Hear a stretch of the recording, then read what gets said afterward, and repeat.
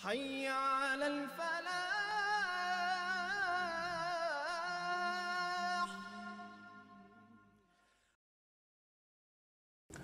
الحمد لوليه والصلاة والسلام على نبيه وعلى آله وأصحابه المتأدبين بآدابه اما بعد. بحمدی تعالی آج ہم 8واں پارہ پڑھ رہے ہیں اور سورہ انعام کی آیت نمبر 111 سے 8ویں پارہ کا آغاز ہو رہا ہے. اعوذ باللہ من الشیطان الرجیم بسم اللہ الرحمن الرحیم ولو اننا نزلنا الیہم الملائکۃ وکلمہم الموتى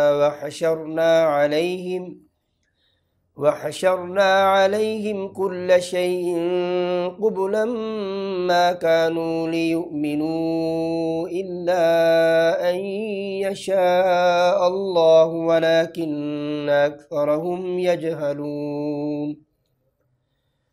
اور اگر ہم ان کی طرف فرشتوں کو بھی نازل کرتے اور مردے ان سے باتیں کرتے اور ہم ہر چیز کو ان کے سامنے جمع کر دیتے تب بھی وہ ایمان نہ لاتے سوائے اس کے کہ اللہ کی مشیت ہوتی، لیکن ان میں سے اکثر لوگ جاہل ہیں.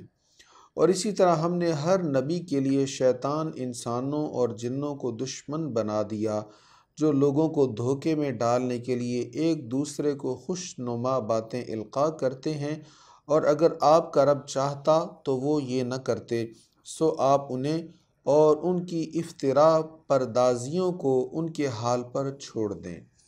تو اللہ تعالیٰ نے یہ ایک نظام بنایا ہے کہ حق اور باطل میں لڑائی رہے گی، اور حق پر چلنے والوں کے راستے میں رکاوٹ بننے والے لوگ آئیں گے، ان کو سیدھے راستے سے روکنے والے، تکلیفیں پہنچانے والے. وہ انسانوں کی صورت میں بھی ہو سکتے ہیں، جنوں کی صورت، شیاطین کی صورت میں بھی ہو سکتے ہیں.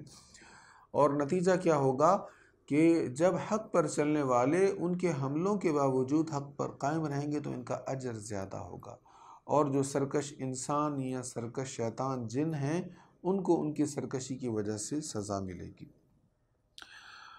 اور تاکہ جو لوگ آخرت پر یقین نہیں رکھتے ان کے دل خوش نما باتوں کی طرف مائل ہوں اور ان کو پسند کریں اور ان برائیوں کا ارتکاب کرتے رہیں جن کا وہ ارتکاب کرنے والے ہیں.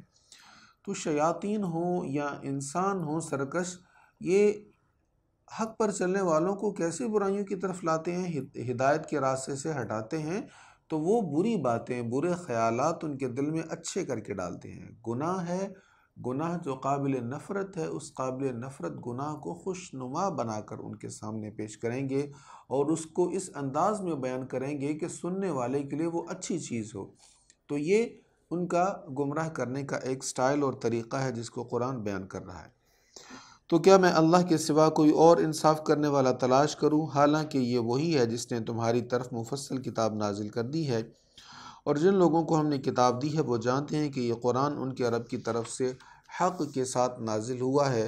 سو اے مخاطب، تم ہرگز شک کرنے والوں میں سے نہ ہو جانا، اور آپ کے رب کی بات سچائی اور عدل کے اعتبار سے پوری ہوگی، اور اس کے احکام کو کوئی بدلنے والا نہیں ہے، اور وہ بہت سننے والا، خوب جاننے والا ہے. اور اے مخاطب، اگر تو زمین کے اکثر لوگوں کی اطاعت کرے تو وہ تجھے اللہ کی راہ سے گمراہ کر دیں گے. وہ محض گمان کی پیروی کرتے ہیں اور صرف قیاس آرائیاں کرتے ہیں. یہ بڑی اہم آیت ہے، آیت نمبر 116 سورہ انعام کی، کہ اگر تو اکثر لوگوں کے پیچھے چلے گا تو وہ تجھے اللہ کے راستے سے گمراہ کر دیں گے. آج ہمارے ہاں گمراہیاں بڑھ رہی ہیں، ہماری نوجوان نسل تباہ ہو رہی ہے. اس کی ایک وجہ یہ ہے کہ ہم ہر کسی کے پیچھے چل پڑتے ہیں. سوشل میڈیا کا دور ہے اور ہمارے فنگر پرنٹس پر پوری دنیا کے مختلف خیال کے لوگ ہیں، اور ہم سب کو سنتے ہیں. ہم کہتے ہیں چلیں یار سنیں تو صحیح کیا کہتا ہے، دیکھیں تو صحیح اس نے کیا کہا ہے، کیا لکھا ہے. تو اس دیکھیں تو صحیح کے چکر میں ہمارے ذہنوں میں وہ کچھ ڈال دیا جاتا ہے جو ہمارے لیے زہر قاتل ہے. دیکھیں ایک بندہ جو عالم ہے اس کو یہ حق پہنچتا ہے وہ ہر کسی کو سنے، لیکن جس کو اپنے عقائد کا پتہ ہی نہیں ہے، جس نے ابھی تک قرآن نہیں پڑھا، جس نے ابھی تک حدیث نہیں پڑھی، اور دین کے ضروری بنیادی مسائل ہی سے جو واقف نہیں ہے، اس کو یہ حق نہیں پہنچتا کہ ہر کسی کی سنتا پھرے. پہلے وہ سنیں جو اللہ نے کہا ہے، جو رسول کریم علیہ السلام نے کہا ہے اور اس کے معنی جو علماء نے ہم تک پہنچائیں، پہلے اس کو سنیں، سمجھیں، اپنا عقیدہ مضبوط کریں، پھر آپ ہر کسی کی سنتے رہیں۔ اب جب ہم ہر کسی کی سنتے ہیں تو نقصان کیا ہوتا ہے؟ 3 طرح کی بد اعتقادیاں ہم میں آ رہی ہیں۔ پہلی بد اعتقادی اللہ کے بارے میں، بہت سے ایسے لوگ ہیں جو اللہ کے وجود کے قائل ہی نہیں ہیں، اللہ کو مانتے ہی نہیں ہیں، اور بہت سے ایسے ہیں جو اللہ کو مانتے ہیں لیکن ساتھ شریک قرار دے رہے ہیں۔ اللہ تعالیٰ کا کوئی شریک نہیں ہے۔ اب جب اللہ تعالیٰ کے ساتھ کسی کو شریک قرار دے دیا تو اللہ تعالیٰ کے حق کے معاملے میں، اللہ تعالیٰ کے متعلق جو عقیدہ، اس میں خرابی آ گئی۔ اسی طرح ایک بہت بڑا شعبہ ہے بد اعتقادی کا نبوت کے متعلق۔ کچھ لوگ ہیں جو نبوت کے قائل ہی نہیں ہیں، کسی کو نبی نہیں مانتے، اور کچھ ایسے ہیں جو نبی مانتے ہیں لیکن اس کے ساتھ ساتھ جیسے ماننا چاہیے ویسے نہیں مانتے، اور ایسے بھی ہیں جو حضور صلی اللہ علیہ وسلم کو نبی مانتے ہیں لیکن حضور کے بعد جب کہ نبوت کا دروازہ بند ہو چکا ہے تو بعد میں آنے والے جھوٹے کذابوں کو بھی نبی مان رہے ہیں، تو یہ نبوت کے معاملے میں بد اعتقادی ہے۔ پھر احکام شرعیہ میں بد اعتقادی ہو رہی ہے۔ بہت سے ایسے لوگ آپ کو ملیں گے جو وہ چیزیں جن کو اللہ اور اس کے رسول نے حرام قرار دیا ہے ان کو حلال قرار دے رہے ہیں، ببانگ دوہل کہہ رہے ہیں۔ ہمارے ملک پاکستان میں سڑکوں پر وہ جو مارچ ہوئے ہیں ان میں کیا کچھ نہیں کہا گیا، جو حرام چیزیں ہیں ان کو حلال کہا گیا ہے، اور ان کی ڈیمانڈ کی گئی ہے کہ ہمیں یہ ہونی چاہیے، ہمیں ملنی چاہیے چیزیں۔ اور بہت سارے ایسے لوگ ہیں جو حلال چیزوں کو حرام قرار دے رہے ہیں۔ یہ احکام شرعیہ میں، شرعی احکام میں خرابیاں یہ اس طرح کی بہت ساری آ رہی ہیں۔ دیکھیں، جو چیز اللہ نے حرام نہیں کی اس کو ہم حرام نہیں کر سکتے، جو چیز اللہ تعالیٰ نے حلال نہیں کی، حرام کی ہے، اس کو ہم حلال نہیں کر سکتے۔ اس کی بہت ساری مثالیں بیان ہو سکتی ہیں۔ دیکھیں، آپ رسول کریم علیہ الصلاۃ والتسلیم کے ساتھ اظہار محبت کریں، اور اس اظہار محبت کے لیے حضور کے تذکروں کی محافل سجائیں، بہت اچھی بات ہے، مستحب عمل ہے، لیکن اس کو اللہ اور اس کے رسول نے فرض نہیں قرار دیا، لہٰذا اس کو فرض کے درجہ میں نہ لائیں۔ اسی طرح اللہ کا ذکر، اس کے حبیب صلی اللہ علیہ وسلم کا ذکر، سیرت کی مجالس، اسی طرح میلاد کی محافل، ان کو اللہ اور اس کے رسول نے حرام قرار نہیں دیا، لہٰذا اگر آپ نہیں کرنا چاہتے تو اس کو آپ حرام کیسے قرار دے سکتے ہیں؟ آپ اس کو بدعت کیسے کہہ سکتے ہیں؟ یہاں پہ ہمیں قرآن و سنت کو سپریم رکھنا چاہیے، اس کو فالو کرنا چاہیے۔ جو حرام ہے اس کو حرام کہیں، اور جو حلال ہے اس کو حلال کہیں، اس کو حلال کو حرام نہ کریں، حرام کو حلال نہ کریں۔ ہمارے ہاں ایک طبقہ آج بھی ایسا بھی ہے، بہت بڑا طبقہ، جو یہ کہتا ہے کہ آپ اگر حضور صلی اللہ علیہ وسلم کی بارگاہ کی حاضری کی نیت سے مدینہ شریف کا سفر کریں گے تو آپ کا آنا جانا سب گناہ ہے، معاذ اللہ۔ اس پر کوئی دلیل نہیں ہے۔ یہ ہم ایسی چیز کو حرام قرار دے رہے ہیں جس کو حرام نہیں قرار دیا گیا۔ ایسے بہت سارے شرعی معاملات ہیں، تو جس چیز کو اللہ اور اس کے رسول نے حرام نہیں قرار دیا، ہمیں کوئی حق نہیں ہے ہم اس کو حرام قرار دیں۔ اس سے آگے ارشاد ہے، بے شک آپ کا رب زیادہ بہتر جانتا ہے کہ کون اس کے راستے سے گمراہ ہوگا، اور وہ ہدایت پانے والوں کو بھی خوب جانتا ہے۔ اگر تم اللہ کی آیتوں پر ایمان رکھتے ہو تو اس ذبیحہ سے کھاؤ جس پر اللہ کا نام لیا گیا ہو، اور تمہیں کیا ہوا کہ تم اس ذبیحہ سے نہیں کھاتے جس پر اللہ کا نام لیا گیا ہے؟ حالانکہ حالت اضطرار کے سوا جو چیزیں تم پر حرام ہیں ان کی تفصیل اللہ نے تمہیں بتا دی ہے، اور بے شک بہت سے لوگ بغیر علم کے اپنی خواہشوں سے گمراہی پھیلاتے ہیں، اور بے شک آپ کا رب حد سے بڑھنے والوں کو خوب جانتا ہے۔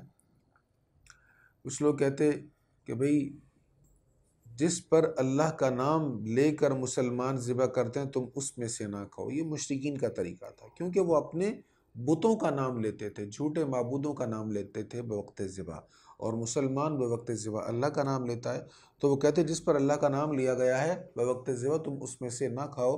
تو اللہ تعالیٰ فرما رہا ہے جس پر اللہ کا نام لیا گیا اس کو تم کیوں نہیں کھاتے؟ یعنی جس پر بوقت ذبح جس جانور پر اللہ کا نام لے لیا گیا وہ حرام نہیں ہے، اب وہ حرام نہیں، وہ حلال ہے، حلال ہے ہی وہ، وہی تو صحیح طریقہ سے ذبح کیا گیا ہے۔ پھر ارشاد ہے اور کھلا گناہ اور پوشیدہ گناہ چھوڑ دو، وَذَرُوا ظَاهِرَ الْإِثْمِ وَبَاطِنَهُ، اور کھلا گناہ اور پوشیدہ گناہ چھوڑ دو، بے شک جو لوگ گناہ کرتے ہیں ان کو عن قریب ان کے اعمال کی سزا دی جائے گی۔ کفار کا یہ طریقہ تھا، وہ کہتے تھے کہ چھپ کر زنا کرنے میں کوئی حرج نہیں ہے، لیکن کعبہ خانے میں جا کر زنا کرنے میں حرج ہے۔ اب ڈیفرنس کیا ہے؟ زنا تو زنا ہی ہے، فرق یہ تھا کہ کعبہ خانے میں جا کر اگر کوئی زنا کرتا تو لوگ اس کو آتا جاتا دیکھتے اور وہ بدنام ہوتا، تو اللہ تعالیٰ فرما رہا نہیں، جو تم نے چھپ کر کیا وہ بھی گناہ ہے، جو تم نے کسی عیاں ہونے والے مقام پر جا کر کیا وہ بھی گناہ ہے، دونوں گناہ ہیں۔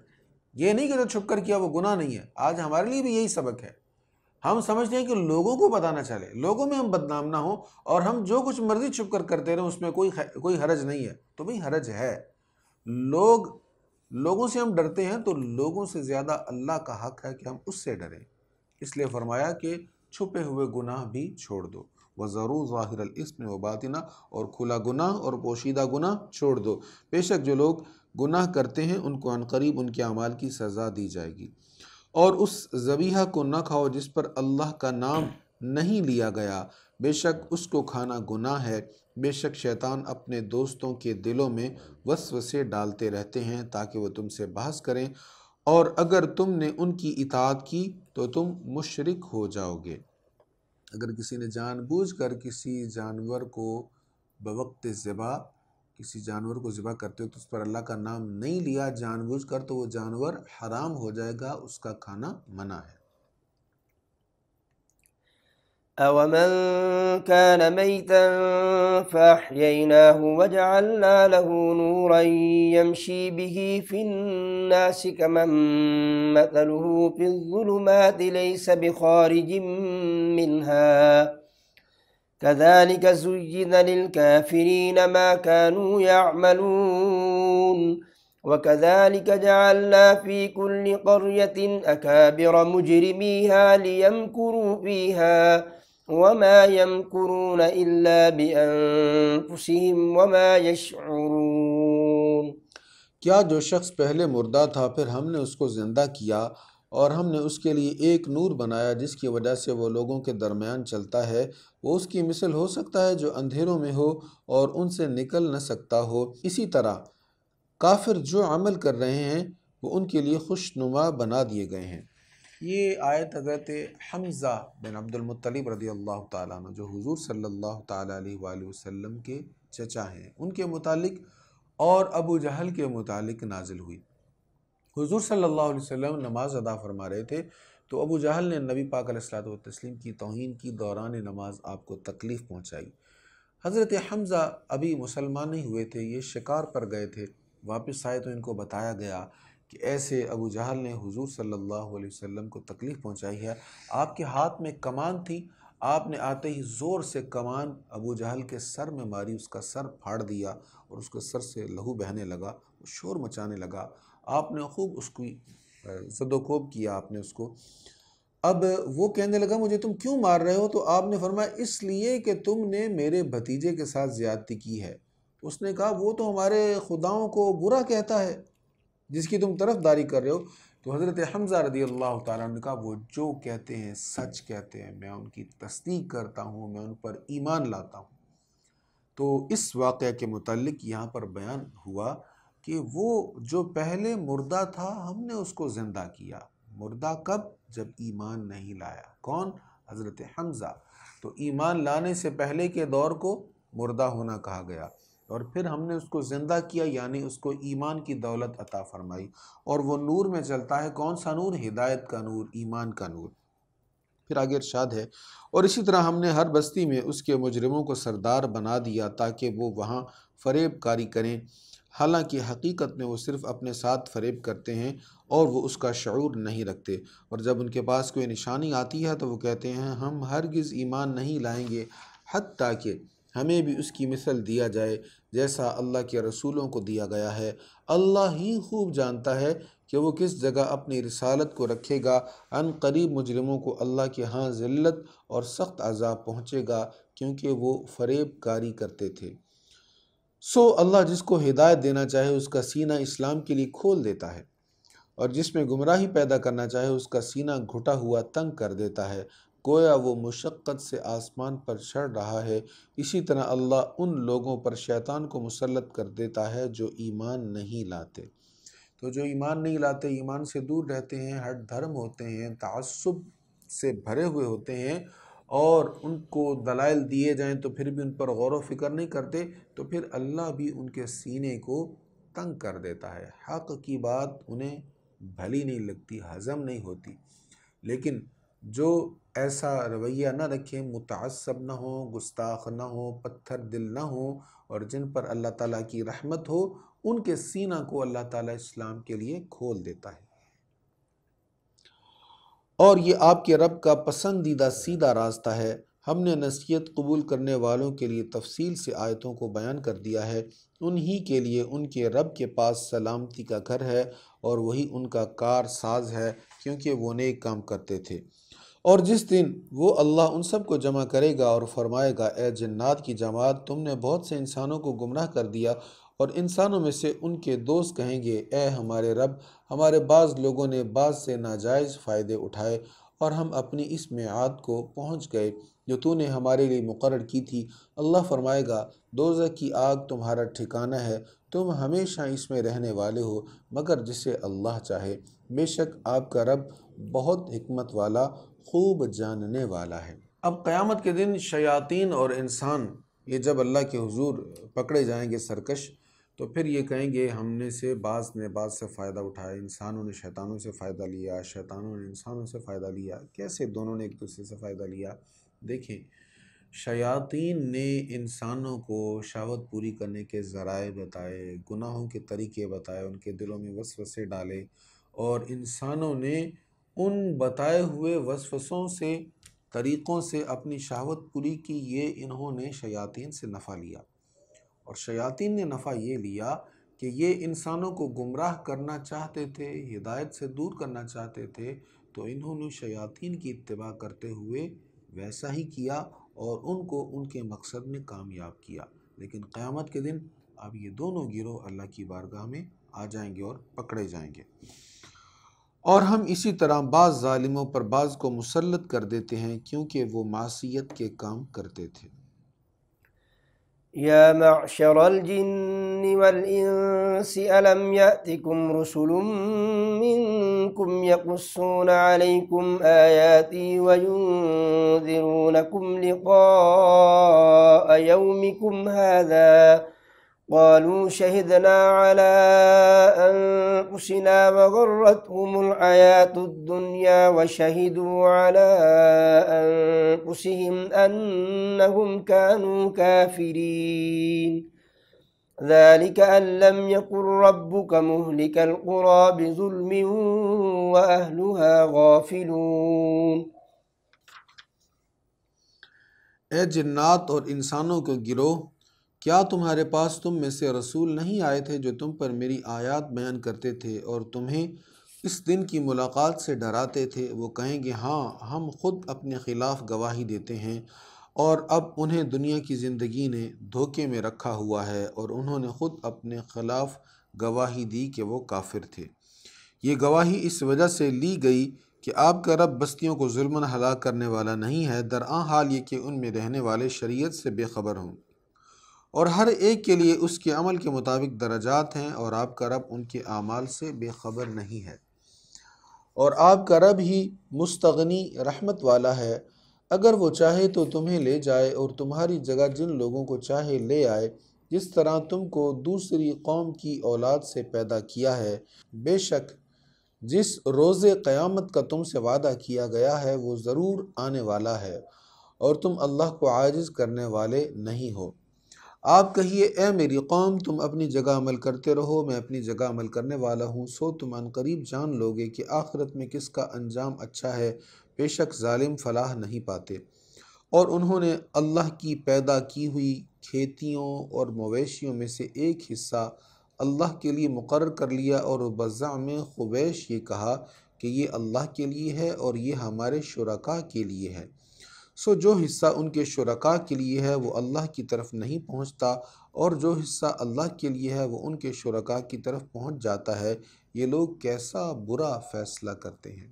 مشرکین کا ایک اور عمل یہاں پر بیان ہو رہا ہے 136 نمبر آیت میں، کہ اپنی کھیتیوں میں سے اور اپنے مویشیوں میں سے کچھ حصہ مقرر کرتے کہ یہ ہم نے اللہ کے لیے رکھا ہے، اللہ کی راہ میں دینا ہے، اور کچھ حصہ مقرر کرتے بتوں کے لیے، اللہ کے ساتھ شریک قرار دیتے معاذ اللہ، کچھ حصہ ان کے لیے مقرر کرتے۔ اچھا، پھر جو حصہ انہوں نے اللہ کے لیے مقرر کیا ہوتا ہے، اس حصے میں سے اگر کچھ حصہ ان کے شرکاء کے حصے میں یعنی بتوں کے حصے میں چلا جاتا تو اس کو نہ نکالتے، لیکن ادھر سے کچھ حصہ اللہ والے حصے میں چلا جاتا تو اس کو نکال کر اس میں ڈال دیتے۔ یعنی اللہ تعالیٰ کے لیے جو حصہ انہوں نے اپنے طور پر مقرر کیا تھا اپنے گھڑے ہوئے اصولوں کے مطابق، اس میں سے بھی کچھ حصہ وہ بتوں کے لیے مقرر کرتے تھے معاذ اللہ، یعنی بتوں کے ساتھ وہ شاید اللہ تعالیٰ سے بھی زیادہ محبت کر رہے تھے، تو اس کی مذمت یہاں پر بیان ہو رہی ہے۔ اور اسی طرح بہت سے مشرکین کے لیے ان کے شرکاء نے ان کی اولاد کے قتل کرنے کو مزین کر دیا تاکہ وہ انہیں ہلاک کر دیں اور ان پر ان کے دین کو مشتبہ کر دیں، اور اگر اللہ چاہتا تو وہ یہ کام نہ کرتے، سو آپ ان کو اور ان کی افتراء پردازیوں کو چھوڑ دیجئے۔ تو مشرکین جو بتوں کی بات کرتے تھے، تو شیاطین نے ان کے دلوں میں یہ بات ڈال دی کہ اپنی اولاد کو وہ قتل کر دیتے تھے، اور اولاد کو قتل کرنا ان کی نگاہوں میں مزین کر دیا گیا، جیسے دور جاہلیت میں بیٹیوں کو وہ قتل کر کے فخر محسوس کرتے معاذ اللہ۔ تو ہمارے پیارے آقا سیدنا محمد صلی اللہ تعالی علیہ وآلہ وسلم تشریف لائے، حضور علیہ السلام نے بیٹیوں کو عزت عطا فرمائی، اور حضور نے فرمایا کہ میری بیٹی فاطمہ میرے جگر کا ٹکڑا ہے، الفاطمۃ بضعۃ منی، یہ حضور نے فرمایا۔ تو یہ لوگ کیا کرتے؟ بیٹی کو قتل کر کے شرمندہ نہیں ہوتے بلکہ اس پر فخر محسوس کرتے۔ اسی طرح اولاد کو، بیٹوں کو بھی یہ قتل کر دیتے، یعنی پیدائش سے پہلے ان کو مار دینا یا کچھ اس طرح کا کرنا، اس ڈر سے کہ کہیں ہمارے رزق میں کمی نہ ہو جائے۔ اس کا آگے بھی بیان آئے گا۔ یہاں پہ لمحہ فکریہ ہے، ہمارے ہاں اسقاط حمل کے لیے بہت کچھ پلان کیا جاتا ہے۔ حمل کو روکنا تو ایک چیز ہے ہی، لیکن حمل ٹھہرے ہوئے کو بھی گرایا جاتا ہے، اس وجہ سے کہ اگر بچہ پیدا ہو گیا تو ہمارے پہلے ہی بچے ہیں، ایک اور بچے کا بوجھ ہمارے کندھوں پر آ جائے گا، تو اس کے لیے کھانے کا انتظام ہمیں کرنا پڑے گا۔ تو رزق دینے والی اللہ کی ذات ہے، لہٰذا رزق کے ڈر سے اولاد کو قتل کرنا سخت حرام ہے، اور یہ مشرکین کے طریقہ کے جیسا ہے۔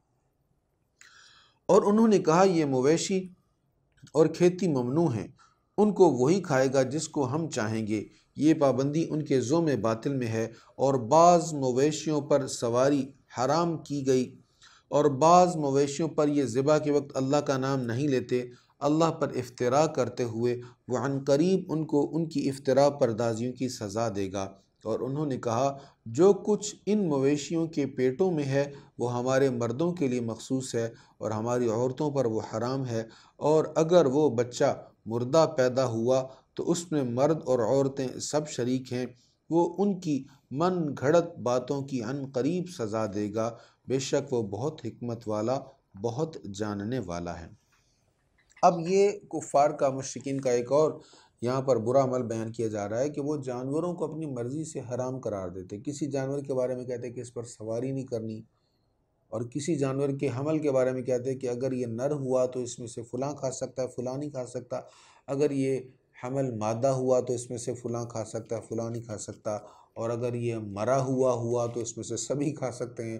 تو یہ بھی ان کے اپنے گھڑے ہوئے عقائد تھے، گھڑی ہوئی باتیں تھیں، تو اس کی بھی یہاں پر مذمت ہو رہی ہے، اور اس سے ہمارے لیے سبق یہ ہے کہ خود سے گھڑ کر کوئی عمل نہیں کرنا چاہیے، خود سے گھڑ کر نہ کسی چیز کو خود پر لازم کرنا چاہیے، اور نہ ہی خود سے گھڑ کر کسی چیز کو خود پر حرام اور ممنوع قرار دینا چاہیے۔ بے شک ان لوگوں نے خسارہ پایا جنہوں نے حماقت اور جہالت کی وجہ سے اپنی اولاد کو قتل کر دیا، جو رزق اللہ نے انہیں دیا تھا اللہ پر افتراء پردازی کر کے اس کو حرام قرار دیا، بے شک یہ گمراہ ہو گئے اور یہ ہدایت پانے والے تھے ہی نہیں۔ وهو الذي أنشأ جنات معروشات وغير معروشات والنخل والزرع مختلفا أكله والزيتون والرمان متشابها وغير متشابه كلوا من ثمره إذا أثمر وآتوا حقه يوم حصاده ولا تسرفوا إنه لا يحب المسرفين ومن الأنعام حمولة وفرشا كلوا مما رزقكم الله ولا تتبعوا خطوات الشيطان إنه لكم عدو مبين۔ اور وہی ہے جس نے بیلوں والے باغ پیدا کیے اور جس نے درختوں والے باغ پیدا کیے اور کھجور کے درخت اور کھیت اگائے جن کے کھانے مختلف ہیں اور زیتون اور انار اگائے جو ایک دوسرے سے ملتے جلتے بھی ہیں اور مختلف بھی۔ جب وہ درخت پھل دار ہوں تو ان کے پھلوں سے کھاؤ اور جب ان کی کٹائی کا دن آئے تو ان کا حق ادا کرو اور بے جا خرچ نہ کرو، بے شک اللہ بے جا خرچ کرنے والوں کو پسند نہیں کرتا۔ یہاں پر ایک چیز تو یہ بیان ہوئی کہ جب کٹائی کا وقت آئے تو پھر اس کا حق ادا کرو۔ حضور صلی اللہ علیہ وسلم کی حدیث ہے، بخاری شریف میں ہے، سرکار کریم علیہ الصلوۃ والتسلیم نے فرمایا جس زمین کو بارش کے پانی سے سیراب کیا جائے، چشمے کے پانی سے یا بارش کے جمع شدہ پانی سے سیراب کیا جائے، اس کی زکوٰۃ کیا ہے؟ عشر یعنی 10واں حصہ۔ اور جس زمین کو کنویں کے پانی سے سیراب کیا جائے اس کی زکوٰۃ نصف عشر یعنی 20واں حصہ ہے، جتنی اس کی آمدن ہو اس کا 20واں حصہ زکوٰۃ نکالا جائے گا۔ اب جس طرح کنویں کا پانی ہے اسی طرح ٹیوب ویل وغیرہ کے پانی کو بھی اسی پر قیاس کیا گیا ہے کہ کنویں سے بھی پانی کو نکالا جاتا ہے اور ٹیوب ویل کے ذریعے سے بھی پانی کو نکالا جاتا ہے۔ تو جو بارانی زمینیں ہیں جیسے حدیث ہم نے پڑھ لی، حضور کا فرمان جو صحیح بخاری میں ہے کہ بارش کا پانی، بارش کا جمع کیا ہوا پانی اور چشمے کا پانی، اس سے سیراب ہونے والی زمین کی زکوٰۃ کیا ہے؟ 10واں حصہ۔ اور جو زمین سیراب ہو رہی ہے کنویں کے پانی سے اس کا زکوٰۃ ہوگی اس کی 20واں حصہ۔ اور پھر بڑی اہم بات ہوئی وَلَا تُسْرِفُوا إِنَّهُ لَا يُحِبُّ الْمُسْرِفِينَ، بے جا خرچ نہ کرو، بے شک اللہ بے جا خرچ کرنے والوں کو پسند نہیں کرتا۔ فضول خرچی کہیں بھی اچھی نہیں، کہیں بھی لائق تعریف نہیں ہے۔ ہمارے لیے ہوتا یہ کہ جب ہمارے پاس مال و دولت کی کثرت ہوتی ہے تو ہم فضول خرچی بھی کر بیٹھتے ہیں۔ دیکھیں اللہ کی راہ میں جو خرچ کرنا ہے اس میں کوئی اسراف نہیں، اس میں کوئی فضول خرچی نہیں ہے۔ اور جو بے مقصد ہم خرچ کرتے ہیں، جہاں جتنی ضرورت تھی اس سے بڑھ کر ہم نے خرچ کیا تو یہ فضول خرچی ہے، اور فضول خرچی کرنے والوں کو اللہ تعالیٰ پسند نہیں فرماتا۔ پھر ارشاد ہے اور اس نے بعض قد آور مویشی پیدا کیے جو بوجھ اٹھانے والے ہیں، اور بعض زمین سے لگے ہوئے مویشی پیدا کیے۔ اللہ نے تمہیں جو رزق دیا ہے اس سے کھاؤ اور شیطان کے قدموں پر نہ چلو، بے شک وہ تمہارا کھلا ہوا دشمن ہے۔ 8 أزواج من الضأن 2 ومن المعز 2 قل الذكرين حرم أم الأنثيين أما اشتملت عليه أرحام الأنثيين نبئوني بعلم إن كنتم صادقين۔ اللہ نے 8 جوڑے پیدا کیے، 2 بھیڑ کی قسم سے اور 2 بکری کی قسم سے۔ آپ کہیے کیا اس نے 2 نر حرام کیے یا 2 مادہ حرام کی، یا وہ جسے دونوں مادہ اپنے پیٹوں میں لیے ہوئے ہیں؟ مجھے علمی دلیل سے خبر دو اگر تم سچے ہو۔ اور اللہ نے اونٹ کی قسم سے 2 اور گائے کی قسم سے 2 جوڑے پیدا کیے۔ آپ کہیے کیا اس نے 2 نر حرام کیے یا 2 مادہ حرام کی، یا وہ جسے دونوں مادہ اپنے پیٹوں میں لیے ہوئے ہیں؟ یا تم اس وقت حاضر تھے جب اللہ نے تمہیں یہ حکم دیا تھا؟ سو اس سے بڑا ظالم اور کون ہوگا جو اللہ پر افطرا پردازی کرے تاکہ وہ بغیر علم کے لوگوں کو گمراہ کرے، بے شک اللہ ظالم لوگوں کو ہدایت نہیں دیتا۔ یہاں ثمانیت ازواج جو ہے 8 جوڑے جو ہم نے ترجمہ کیا، اس کی میں تھوڑی سی وضاحت کرتا ہوں۔ دیکھیں اس کو آسان آپ اس طرح سمجھ لیں کہ ثمانیت ازواج کا ایک ترجمہ اس طرح بھی کیا جا سکتا ہے، اللہ نے 8 قسمیں پیدا فرمائیں، 8 قسمیں پیدا فرمائیں۔ کون سی 8 قسمیں؟ پہلا بیان ہوا من الضأن اثنین، 2 بھیڑ کی قسم سے۔ بھیڑ کی قسم سے 2 چیزیں کون سی ہیں؟ ایک بھیڑ اور ایک میڈھا، یہ 2 ہو گئی۔ پھر وَمِنَ الْمَعْزِ اثْنَيْن، بکری کی قسم سے، یعنی بکری اور بکرا، 2 یہ ہو گئی تو 4 ہو گئے۔ پھر اگلی آیت میں ابل اثنین، کہ اونٹ کی قسم سے 2۔ اونٹ کی قسم سے 2 کون ہے؟ ایک اونٹ اور ایک اونٹنی، یہ 6 ہو گئے۔ پھر آگے بیان ہوا وَمِنَ الْبَقَرِ اثْنَيْن، بقر اثنین، ان میں سے 2 قسمیں کون سی ہیں؟ ایک گائے اور ایک بچھڑا۔ اس طرح ٹوٹل یہ 8 بن گئے۔ تو ان 8 جانوروں میں سے اللہ تعالیٰ نے نہ کسی نر کو حرام کیا ہے، نہ ہی کسی مادہ کو حرام کیا ہے۔ قل لا أجد فيما أوحي إلي محرما على طاعم يطعمه إلا أن يكون ميتة أو دما مسفوحا أو لحم خنزير فإنه رجس أو فسقا أهل لغير الله به فمن اضطر غير باغ ولا عاد فإن ربك غفور رحيم۔ آپ کہیے کہ میری طرف جو وحی کی گئی ہے، میں اس میں کسی کھانے والے پر ان چیزوں کے سوا اور کوئی چیز حرام نہیں پاتا، وہ مردار ہو یا بہا ہوا خون ہو یا خنزیر کا گوشت ہو، کیونکہ وہ نجس ہے، یا بطور نافرمانی کے اس پر ذبح کے وقت غیر اللہ کا نام پکارا گیا ہو۔ سو جو شخص مجبور ہو اور نہ وہ سرکشی کرنے والا ہو نہ حد سے بڑھنے والا ہو، تو بے شک آپ کا رب بہت بخشنے والا، بے حد رحم فرمانے والا ہے۔ یہاں پر یہ بیان ہوا کہ جو چیزیں حرام کی گئی ہیں ان کے علاوہ باقی چیزیں حرام نہیں ہیں۔ اب اس آیت میں جن چیزوں کا بیان ہوا، یہ پہلے بھی ہم دوسرے پارے میں سورۃ بقرہ کی آیت نمبر 173 کے تحت ہم اس کو تفصیل کے ساتھ پڑھ چکے ہیں۔ اس کے بعد یہ مسئلہ سورۃ مائدہ کی آیت نمبر 3 میں بھی بیان ہوا۔ اب صرف یہی چیزیں حرام نہیں ہیں، احادیث میں بھی حضور صلی اللہ تعالیٰ علیہ وآلہ وسلم نے بہت ساری چیزوں کا تذکرہ فرمایا، اور جن چیزوں کو حضور نے احادیث میں بیان فرمایا وہ چیزیں بھی حرام ہیں، اور جن کو حرام قرار نہیں دیا گیا وہ سب چیزیں حلال ہیں۔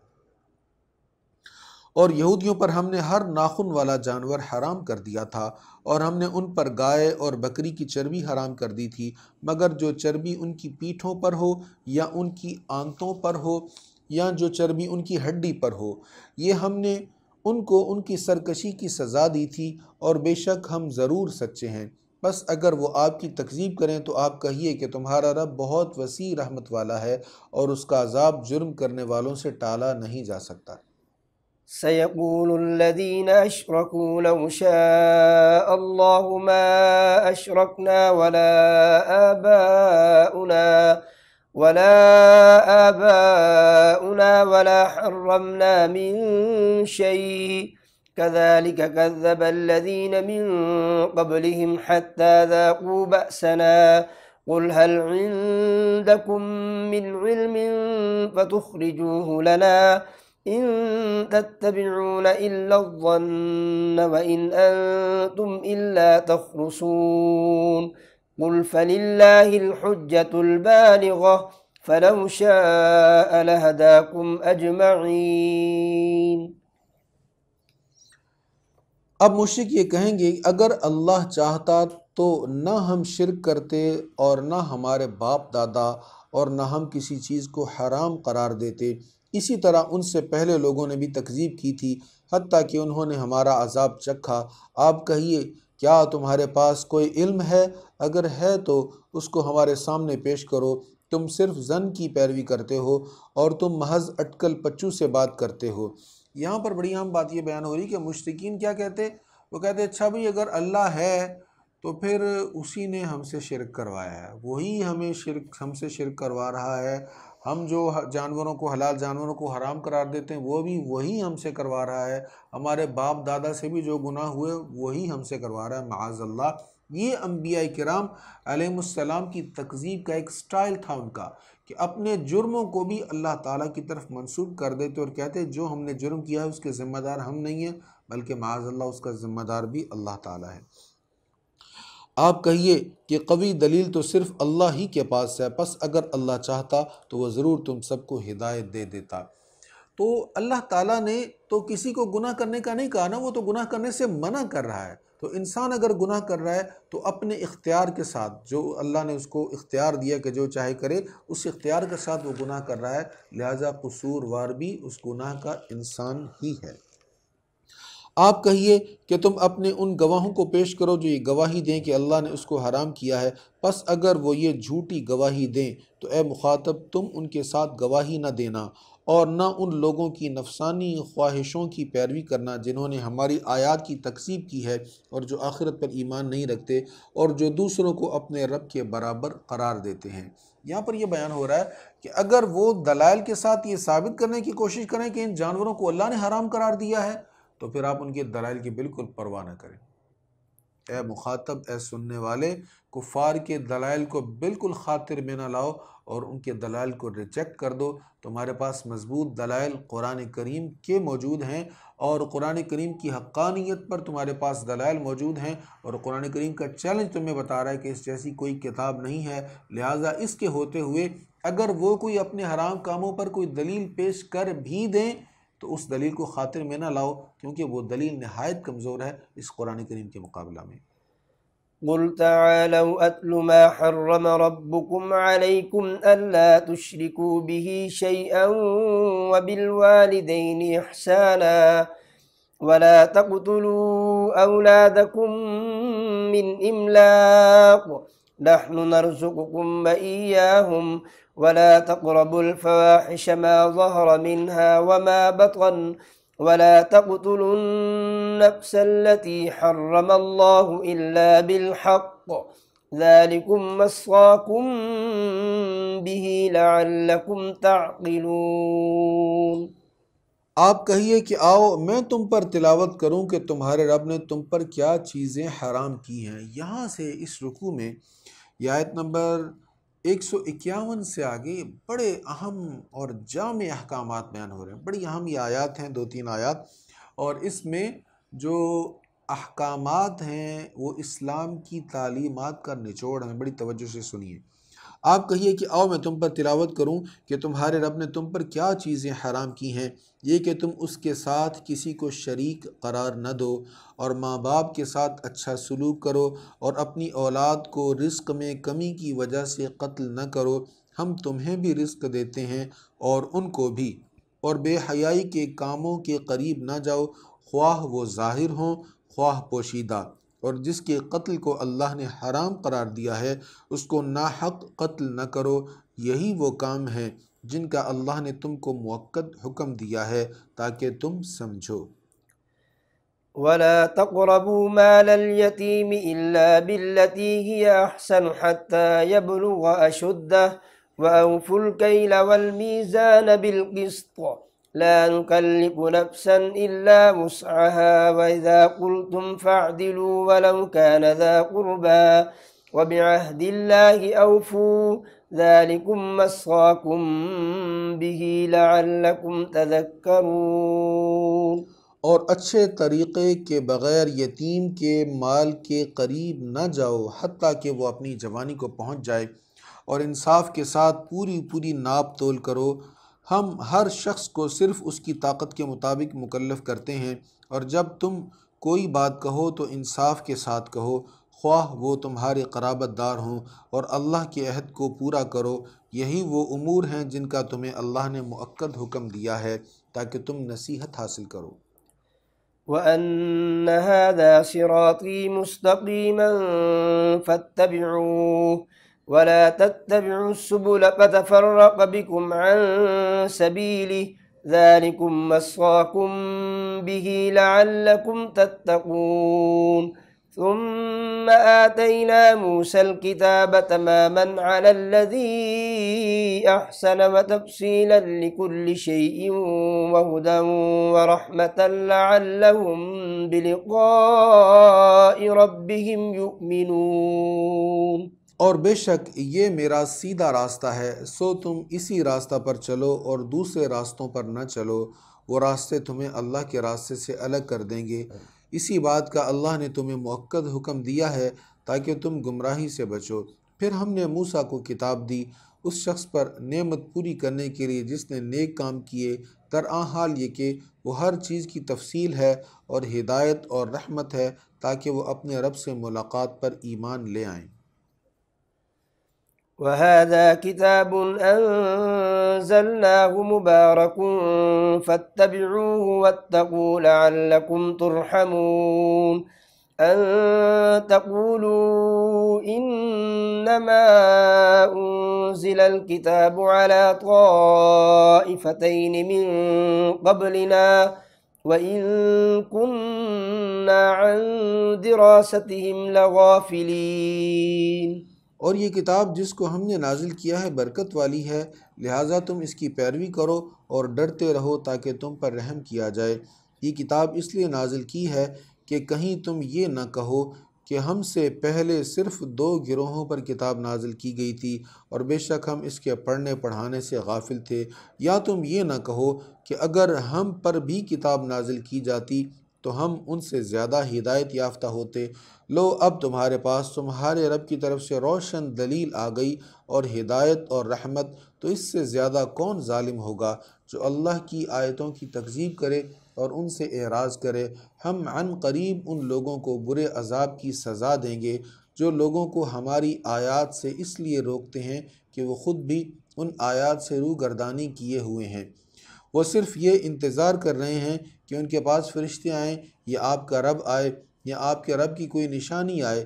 جس دن آپ کے رب کی بعض نشانیاں آ جائیں گی تو کسی ایسے شخص کو ایمان لانے سے نفع نہیں ہوگا جو اس سے پہلے ایمان نہ لایا ہو یا اس نے اپنے ایمان میں کوئی نیکی نہ کی ہو۔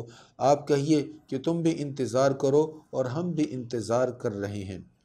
ہم یہ پہلے پڑھ چکے ہیں کہ کفار یہ مطالبہ کرتے تھے کہ فرشتے کیوں نہیں آتے، قیامت کیوں نہیں آتی، موت کیوں نہیں آتی، کب عذاب آئے گا؟ تو اللہ نے فرمایا جب فرشتے ظاہر ہو جائیں گے، جب قیامت کی علامتیں ظاہر ہو جائیں گی یا موت تمہاری آ جائے گی، پھر تم اگر ایمان لاؤ گے تو تمہارا وہ ایمان قابل قبول نہیں ہوگا۔ پھر اس وقت تم اگر کوئی عمل کرو گے تو وہ عمل اللہ تعالیٰ قبول نہیں فرمائے گا۔ بے شک جن لوگوں نے اپنے دین کو ٹکڑے ٹکڑے کر دیا وہ بہت سے فرقے بن گئے، آپ کا ان سے کوئی تعلق نہیں ہے، ان کا معاملہ اللہ کے سپرد ہے، پھر وہ ان کو خبر دے گا جو کچھ وہ کرتے تھے۔ جو شخص اللہ کے پاس ایک نیکی لے کر آئے گا اس کے لیے اس جیسی 10 نیکیوں کا اجر ہوگا، اور جو شخص ایک برائی لے کر آئے گا اس کو صرف ایک برائی کی سزا ملے گی اور ان پر ظلم نہیں کیا جائے گا۔ دیکھیں اللہ تعالیٰ کی رحمت، انسان ایک نیکی کرے اللہ 10 نیکیوں کا اجر عطا فرماتا ہے۔ انسان ایک گناہ کرے ایک ہی گناہ اس کے نامہ اعمال میں لکھا جاتا ہے۔ یہ اس کا خاص کرم ہے، اس کی رحمت ہے اس کے بندوں کے اوپر۔ آپ کہیے بے شک میرے رب نے مجھے صراط مستقیم کی ہدایت فرمائی ہے، مستحکم دین ملت ابراہیم ہر باطل سے ممتاز، اور وہ مشرکوں میں سے نہ تھے۔ قل إن صلاتي ونسكي ومحياي ومماتي لله رب العالمين لا شريك له وبذلك أمرت وأنا أول المسلمين۔ آپ کہیے کہ بے شک میری نماز اور میری قربانی اور میری زندگی اور میری موت سب اللہ ہی کے لیے ہے جو تمام جہانوں کا رب ہے۔ سبحان اللہ، اللہ تعالیٰ اپنے حبیب علیہ السلام سے کہہ رہا ہے آپ ان کو بتا دیجئے میں جو نماز پڑھتا ہوں کس لیے ہے؟ تمہارے لیے نہیں، اللہ کے لیے۔ میں جو قربانی دیتا ہوں کس لیے؟ اللہ کے لیے۔ صرف میرے یہ عمل نہیں بلکہ میری زندگی، میری موت، میرا ہر لمحہ، ہر دن، ہر رات اللہ کے لیے ہے۔ یہ آیت ہمیں اخلاص سکھا رہی ہے کہ ہم جو کچھ کریں ہماری نیت اللہ کی رضا ہونی چاہیے، ہمارے ہر کام اللہ تعالیٰ کے لیے ہونے چاہیے۔ اے کاش ہم میں ایسا اخلاص آ جائے کہ ہمیں لوگوں کی پرواہ نہ ہو، ہمیں صرف اپنے رب کی پرواہ ہو۔ ہمارا رب جس کام میں خوش ہے ہم اس کو اللہ کے لیے کریں، اور جس سے وہ ناراض ہوتا ہے ہم اس کو اللہ کی رضا کے لیے چھوڑ دیں۔ پھر ارشاد ہے اس کا کوئی شریک نہیں اور مجھے یہی حکم دیا گیا ہے اور میں سب سے پہلا مسلمان ہوں۔ آپ کہیے کہ کیا میں اللہ کے سوا کوئی اور رب تلاش کروں، حالانکہ وہ ہر چیز کا رب ہے اور ہر شخص جو کچھ بھی کرتا ہے اس کا وہی ذمہ دار ہے، اور کوئی بوجھ اٹھانے والا کسی دوسرے کا بوجھ نہیں اٹھائے گا۔ پھر تم نے اپنے رب کی طرف لوٹنا ہے تو وہ تمہیں ان چیزوں کے متعلق خبر دے گا جن میں تم اختلاف کرتے تھے۔ وہی ہے جس نے تم کو زمین میں خلیفہ بنایا اور تم میں سے بعض کو بعض پر کئی درجات بلندی عطا فرمائی، تاکہ اس نے جو کچھ تمہیں عطا فرمایا ہے اس میں تمہاری آزمائش کرے۔ بے شک آپ کا رب بہت جلد سزا دینے والا ہے اور بے شک وہ بہت بخشنے والا بے حد مہربان ہے۔ یہاں پر سورہ انعام کا اختتام ہو رہا ہے اور اس سے آگے سورۃ اعراف ہے۔ جنت اور دوزخ کے درمیان ایک مقام ہے جس کو مقام اعراف کہا جاتا ہے۔ اس سورت میں مقام اعراف کا تذکرہ ہے، ذکر ہے، اس مناسبت سے اس سورت کا نام ہے سورۃ اعراف۔ بسم اللہ الرحمن الرحیم الف لام میم صاد کتاب انزل الیک فلا یکن فی صدرک حرج منه لتنذر به وذکری للمؤمنین اتبعوا ما انزل الیکم من ربکم ولا تتبعوا من دونه اولیاء قلیلا ما تذکرون۔ الف لام میم صاد، یہ عظیم کتاب آپ کی طرف نازل کی گئی ہے، سو آپ کے دل میں اس کی تبلیغ سے تنگی نہ ہو، تاکہ آپ اس کے ساتھ ڈرائیں، اور یہ ایمان والوں کے لیے نصیحت ہے۔ اے لوگو، اس کی پیروی کرو جو تمہارے رب کی جانب سے تمہاری طرف نازل کیا گیا ہے، اور اللہ کو چھوڑ کر اپنے دوستوں کی پیروی نہ کرو، تم بہت کم نصیحت قبول کرتے ہو۔ یہ دوسری آیت میں اللہ تعالیٰ نے ارشاد فرمایا اے لوگو اس کی پیروی کرو جو تمہارے رب کی جانب سے تمہاری طرف نازل کیا گیا، ما انزل، جو نازل کیا گیا۔ اب یہ نہیں کہا گیا کہ جو قرآن کریم نازل کیا گیا اس کی پیروی کرو، بلکہ مطلقاً کہا جو نازل کیا گیا۔ اب جو کا جو لفظ ہے اس کے اندر قرآن بھی آ گیا ہے، حدیث بھی آ گئی ہے۔ دیکھیں حضور علیہ السلام کے قلب اطہر پر قرآن کریم بھی اترا ہے، حدیث مبارکہ بھی اتری ہے۔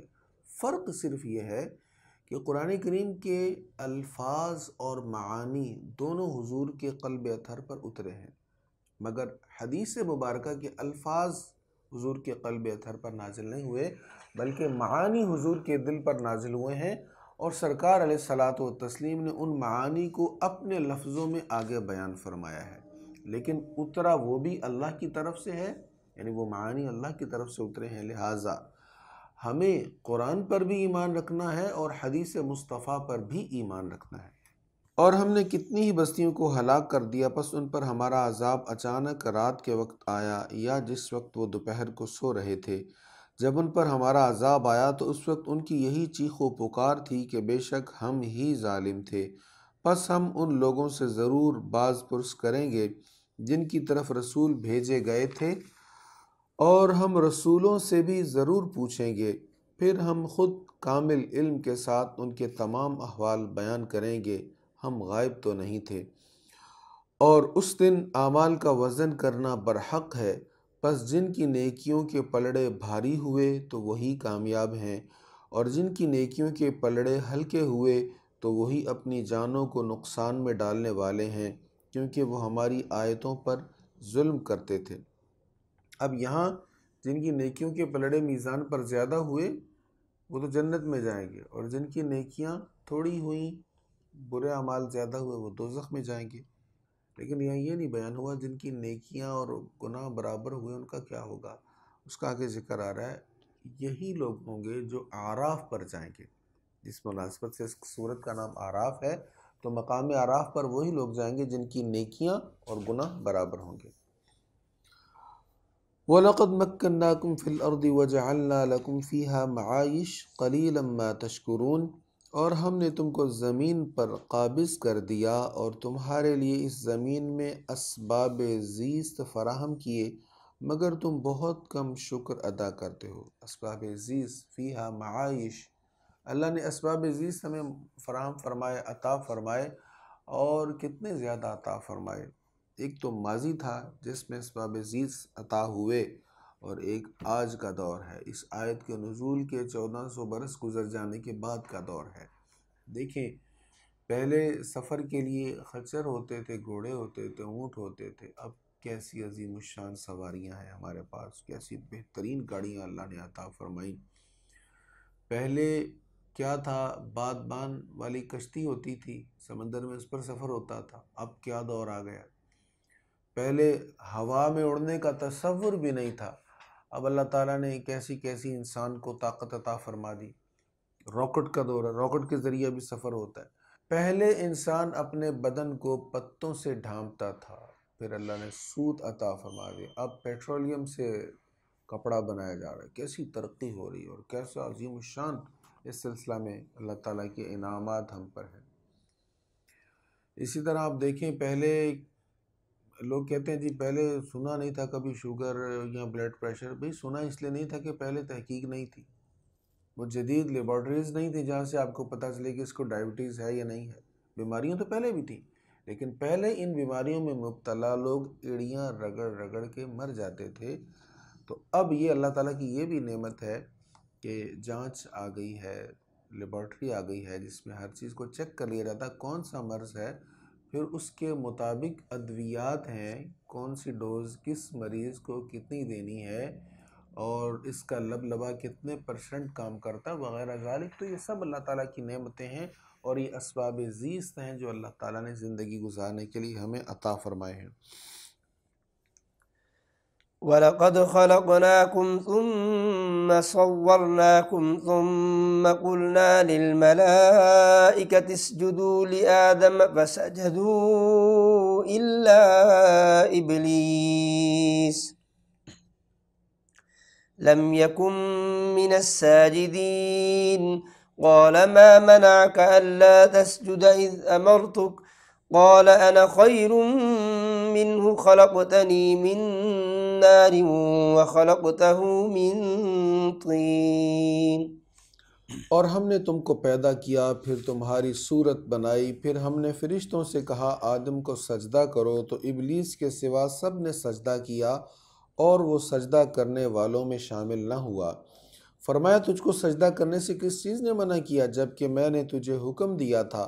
اس نے کہا میں اس سے بہتر ہوں، تو نے مجھ کو آگ سے پیدا کیا ہے اور اس کو مٹی سے پیدا کیا ہے۔ فرمایا تو یہاں سے اتر، تجھے یہاں گھمنڈ کرنے کا کوئی حق نہیں ہے، سو نکل جا، بے شک تو ذلیل ہونے والوں میں سے ہے۔ تو ابلیس کو، شیطان کو ذلیل کر کے وہاں سے کیوں نکالا گیا؟ اس لیے کہ اس نے تکبر کیا تھا۔ اس نے کہا مجھے اس دن تک کی مہلت دے جس دن سب لوگ اٹھائے جائیں گے۔ شیطان نے کہا مجھے قیامت تک کی مہلت دے۔ فرمایا بے شک تو مہلت پانے والوں میں سے ہے۔ اس نے کہا قسم اس بات کی کہ تو نے مجھے گمراہ کیا ہے، تو میں بھی تیری صراط مستقیم پر ضرور لوگوں کی گھات میں بیٹھا رہوں گا۔ ابلیس نے کیا کہا تھا؟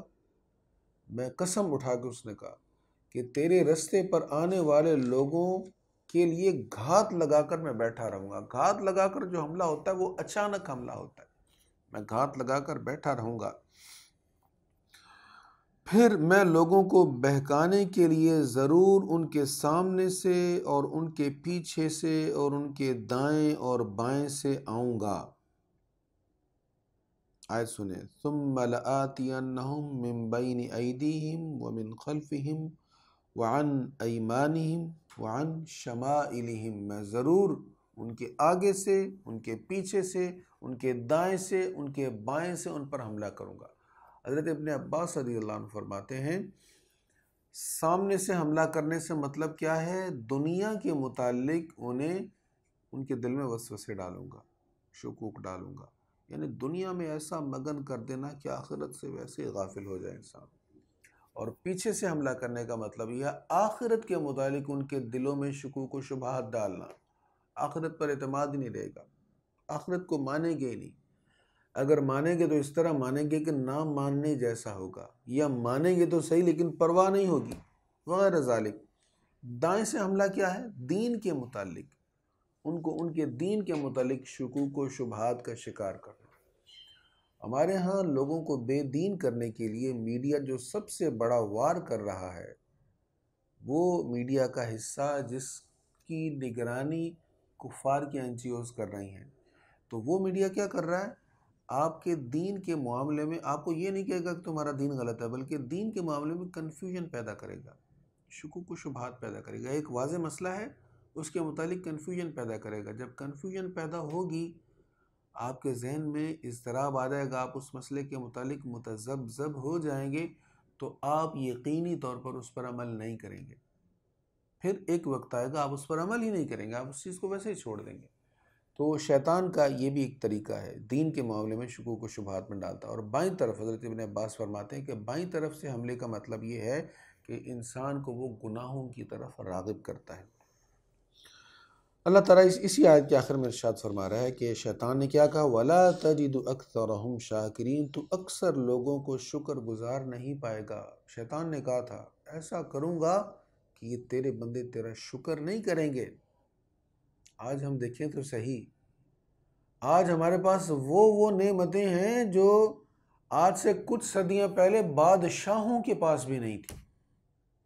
آج ہمارے معاشرے کے غریب سے غریب فرد کے پاس بھی وہ اللہ تعالیٰ کی نعمتیں ہیں، وہ سہولیات ہیں جو آج سے چند صدیاں پہلے بادشاہوں کے پاس بھی نہیں ہوتی تھی، پھر بھی ہماری زبان پر شکر نہیں ہے، ہم ناشکری کرتے ہیں۔ اللہ تعالیٰ ہمیں شکر کی توفیق عطا فرمائے۔ تو جب یہ شیطان نے یہ سب باتیں کہیں تو اللہ نے کیا فرمایا؟ قال اخرج منہا، فرمایا یہاں سے ذلیل اور دھتکارا ہوا ہو کر نکل جا۔ قال اخرج منہا مذءوما مدحورا، فرمایا یہاں سے ذلیل اور دھتکارا ہوا ہو کر نکل جا، البتہ جو لوگ تیری پیروی کریں گے میں تم سب سے دوزخ کو بھر دوں گا، اور اے آدم تم اور تمہاری زوجہ دونوں جنت میں رہو، سو جہاں سے چاہو تم دونوں کھاؤ، اور قصداً اس درخت کے قریب نہ جانا ورنہ تم ظالموں میں سے ہو جاؤ گے۔ یہ واقعہ آپ نے بارہا پڑھا ہے، بارہا سنا ہے، قرآن کریم میں اس کو بار بار بیان کیا گیا۔ اللہ تعالیٰ نے آدم علیہ السلام کو، حضرت حوا کو کہا درخت کے قریب نہیں جانا، تو پھر وہ درخت کے قریب گئے۔ اب قرآن کیا بیان فرما رہے ہیں آیت نمبر 20 سے، فَوَسْوَسَ لَهُمَا الشَّيْطَانُ، پھر دونوں کے دلوں میں شیطان نے وسوسہ ڈالا۔ اب درخت کے قریب جب وہ گئے تھے، اس کی بنیاد کیا تھی؟ شیطان نے دل میں وسوسہ ڈالا تھا۔ تو آغاز ہوتا ہے شیطان کی طرف سے وسوسہ ڈالا جاتا ہے، اس لیے شیطان کے وسوسوں سے بچنا چاہیے۔ اس کا بہترین علاج حضور نے حدیث مبارکہ میں بیان فرما دیا، اللہ کی یاد، اللہ کا ذکر۔ قرآن کریم میں غور و فکر کریں، اللہ کی یاد ہے، یہ بھی اللہ کا ذکر ہے۔ حضور کی حدیث میں غور و فکر کریں، اللہ کی یاد ہے، اور جو اللہ تعالیٰ کے احکامات ہیں ان کو نہ بھلایا جائے، تو یہ بھی اللہ کی یاد ہے۔ پھر ان دونوں کے دلوں میں شیطان نے وسوسہ ڈالا تاکہ انجام کار ان دونوں کی جو شرم گاہیں ہیں ان سے چھپائی ہوئی تھیں ان کو ظاہر کر دے، اور اس نے کہا تمہارے رب نے اس درخت سے تم کو صرف اس لیے روکا ہے کہ کہیں تم فرشتے بن جاؤ یا ہمیشہ رہنے والوں میں سے ہو جاؤ، اور اس نے ان سے قسم کھا کر کہا بے شک میں تم دونوں کا خیر خواہ ہوں۔ قسم کھا کے شیطان نے کہا میں تمہارا خیر خواہ ہوں، میں تو تمہارا فائدہ چاہتا ہوں۔ آپ کو بہت سے ایسے لوگ ملیں گے جو آپ کو یقین دلائیں گے کہ آپ کے وہ خیر خواہ ہیں، اور جب آپ مان جائیں کہ واقعی وہ آپ کے خیر خواہ ہیں، پھر وہ آپ کو الٹے راستے کی طرف لگا دیں گے۔ فَدَلَّاهُمَا بِغُرُورٍ، پھر فریب سے انہیں اپنی طرف جھکا لیا، پس جب انہوں نے اس درخت سے چکھا تو ان کی شرم گاہیں ان کے لیے ظاہر ہو گئیں، اور وہ اپنے اوپر جنت کے پتے جوڑنے لگے، اور ان کے رب نے ان سے پکار کر فرمایا کیا میں نے تو تم دونوں کو اس درخت سے منع نہیں کیا تھا، اور تم دونوں سے یہ نہ فرمایا تھا کہ بے شک شیطان تمہارا کھلا ہوا دشمن ہے۔ تو جنت کا لباس تھا دونوں کی بدن پر، جیسے ہی درخت سے کھایا وہ جنت کا لباس ختم ہو گیا۔ اب اپنے بدن کو چھپانے کے لیے انہوں نے پتوں سے اپنے بدن کو ڈھانپنا شروع کر دیا۔ اب وہ کیا، جب اللہ تعالیٰ نے فرمایا میں نے تمہیں نہیں کہا تھا یہ شیطان تمہارا دشمن، اب وہ کیا دعا مانگتے ہیں، کیا عرض کرتے ہیں؟ قالا، دونوں نے عرض کی، ربنا ظلمنا انفسنا، اے ہمارے رب ہم نے اپنی جانوں پر زیادتی کی، وَإِن لَّمْ تَغْفِرْ لَنَا وَتَرْحَمْنَا لَنَكُونَنَّ مِنَ الْخَاسِرِينَ، اور اگر تو ہمیں نہ بخشے اور ہم پر رحم نہ فرمائے تو ہم ضرور نقصان اٹھانے والوں میں سے ہو جائیں گے۔ فرمایا اترو، تم میں سے بعض بعض کے دشمن ہیں اور تمہارے لیے زمین میں ٹھہرنے کی جگہ ہے اور ایک مدت تک فائدہ اٹھانا ہے۔ فرمایا تم اسی زمین میں زندگی گزارو گے اور اسی زمین میں مرو گے اور اسی زمین سے قیامت کے دن نکالے جاؤ گے۔ اب یہاں پہ بعض لوگ کہتے ہیں کہ جی شیطان تو پھر کامیاب ہو گیا، جناب آدم علیہ السلام کو اس نے جنت سے نکلوا دیا، تو وہ کامیاب ہو گیا ان کو نکلوانے میں، جنت سے نیچے اتارنے میں؟ تو نہیں، وہ کامیاب نہیں ہوا، اس لیے کہ ہم سورۃ بقرہ میں پہلے پارہ میں پڑھ چکے ہیں کہ آدم علیہ السلام کی پیدائش سے پہلے اللہ تعالیٰ نے جب فرشتوں سے بات کی تو ذکر ہی یہ کیا تھا کہ میں زمین پر اپنا خلیفہ بنانے والا ہوں، انی جاعل فی الارض خلیفہ۔ تو حضرت آدم علیہ السلام کو پیدا ہی زمین کے لیے کیا گیا تھا، اور جنت میں ان کا جو قیام تھا وہ عارضی قیام تھا، آپ نے زمین پر بہرحال آنا ہی تھا، تو شیطان کامیاب نہیں ہوا، وہ آپ کا وقتی قیام تھا جنت میں۔ اور شیطان کی ناکامی اس طرح ہے کہ اگر وہ آپ کو جنت سے نکلوانا چاہتا تھا تو اب آپ اپنی اولاد کے ساتھ، اور اولاد میں کروڑوں اربوں کھربوں اللہ جانے کتنی تعداد ہے ایمان والوں کی، وہ سب ہوں گے اور وہ سبھی حضرت آدم علیہ السلام کے ساتھ ساتھ جنت میں جائیں گے۔ تو شیطان کا کامیاب ہوا؟ وہ کامیاب نہیں، وہ ناکام ہوا ہے۔ يا بني آدم قد أنزلنا عليكم لباسا يواري سوآتكم وريشا ولباس التقوى ذلك خير ذلك من آيات الله لعلهم يذكرون يا بني آدم لا يفتننكم الشيطان كما أخرج أبويكم من الجنة ينزغ عنهما لباسهما ليريهما سوآتهما إنه يراكم هو وقبيله من حيث لا ترونهم إنا جعلنا الشياطين أولياء للذين لا يؤمنون۔ اے اولاد آدم، بے شک ہم نے تم پر ایسا لباس نازل کیا ہے جو تمہاری شرمگاہوں کو چھپاتا ہے اور وہ تمہاری زینت بھی ہے، اور تقوی کا لباس وہی سب سے بہتر لباس ہے، یہ اللہ کی نشانیوں میں سے ہے تاکہ وہ نصیحت حاصل کریں۔ اب ذکر ہوا نا پہلے کہ حضرت آدم اور حضرت حوا علیہ السلام کا لباس جو ہے وہ ختم ہو گیا جب انہوں نے درخت سے کھایا۔ اب یہاں لباس ہی کے متعلق اللہ تعالیٰ فرما رہا ہے کہ ہم نے لباس تمہیں عطا فرمایا۔ کیوں؟ وجہ کیا ہے؟ مقصد کیا ہے لباس کا؟ نمبر 1، جسم کو ڈھانپا جائے، نمبر 2، زینت، انسان کے بدن کی زینت لباس ہے۔ آج کے اس دور میں جب کہ بے حیائی عام ہے اور معاذ اللہ بہت سے ممالک ایسے ہیں جہاں استغفر اللہ ہم جنس پرستوں کی شادی کے قوانین بھی بن چکے ہیں، ایسے دور میں بھی کوئی انسان بغیر لباس کے نہیں رہنا چاہتا۔ ان ممالک میں یا ان علاقوں میں جہاں بے حیائی عام ہے وہاں بھی لوگ لباس ضرور پہنتے ہیں، چاہے جتنا بھی پہنے، جیسا بھی پہنے۔ کیوں؟ اس لیے کہ لباس بدن کی زینت ہے۔ تو اللہ تعالیٰ نے 2 چیزیں فرمایا لباس بدن کی زینت ہے، اس کو تو سبھی مانتے ہیں، یہ زینت ہے، لیکن یہ لباس کا ایک مقصد بدن کو ڈھانپنا بھی ہے، لہٰذا جس لباس میں بدن چھپا نہیں ہے اس لباس کا کوئی فائدہ نہیں ہے۔ اور پھر فرمایا کہ جو تقوی کا لباس ہے یہ تمہارے لیے بہتر ہے، ایسا نہ ہو کہ تم لباس پہن کر بھی ایسے ہو کہ تمہارے بدن کے اعضاء، بدن کے ابھار جو ہیں، نشیب و فراز جو ہیں وہ ظاہر ہوں۔ ایسوں پر نبی کریم صلی اللہ علیہ وسلم نے لعنت فرمائی۔ حضور اسلام نے فرمایا ایسی عورتیں ہوں گی جو لباس پہن کر بھی ننگی ہوں گی، برہنہ ہوں گی۔ تو یہ کیسا لباس ہے کہ لباس پہن کر بھی انسان ننگا ہے؟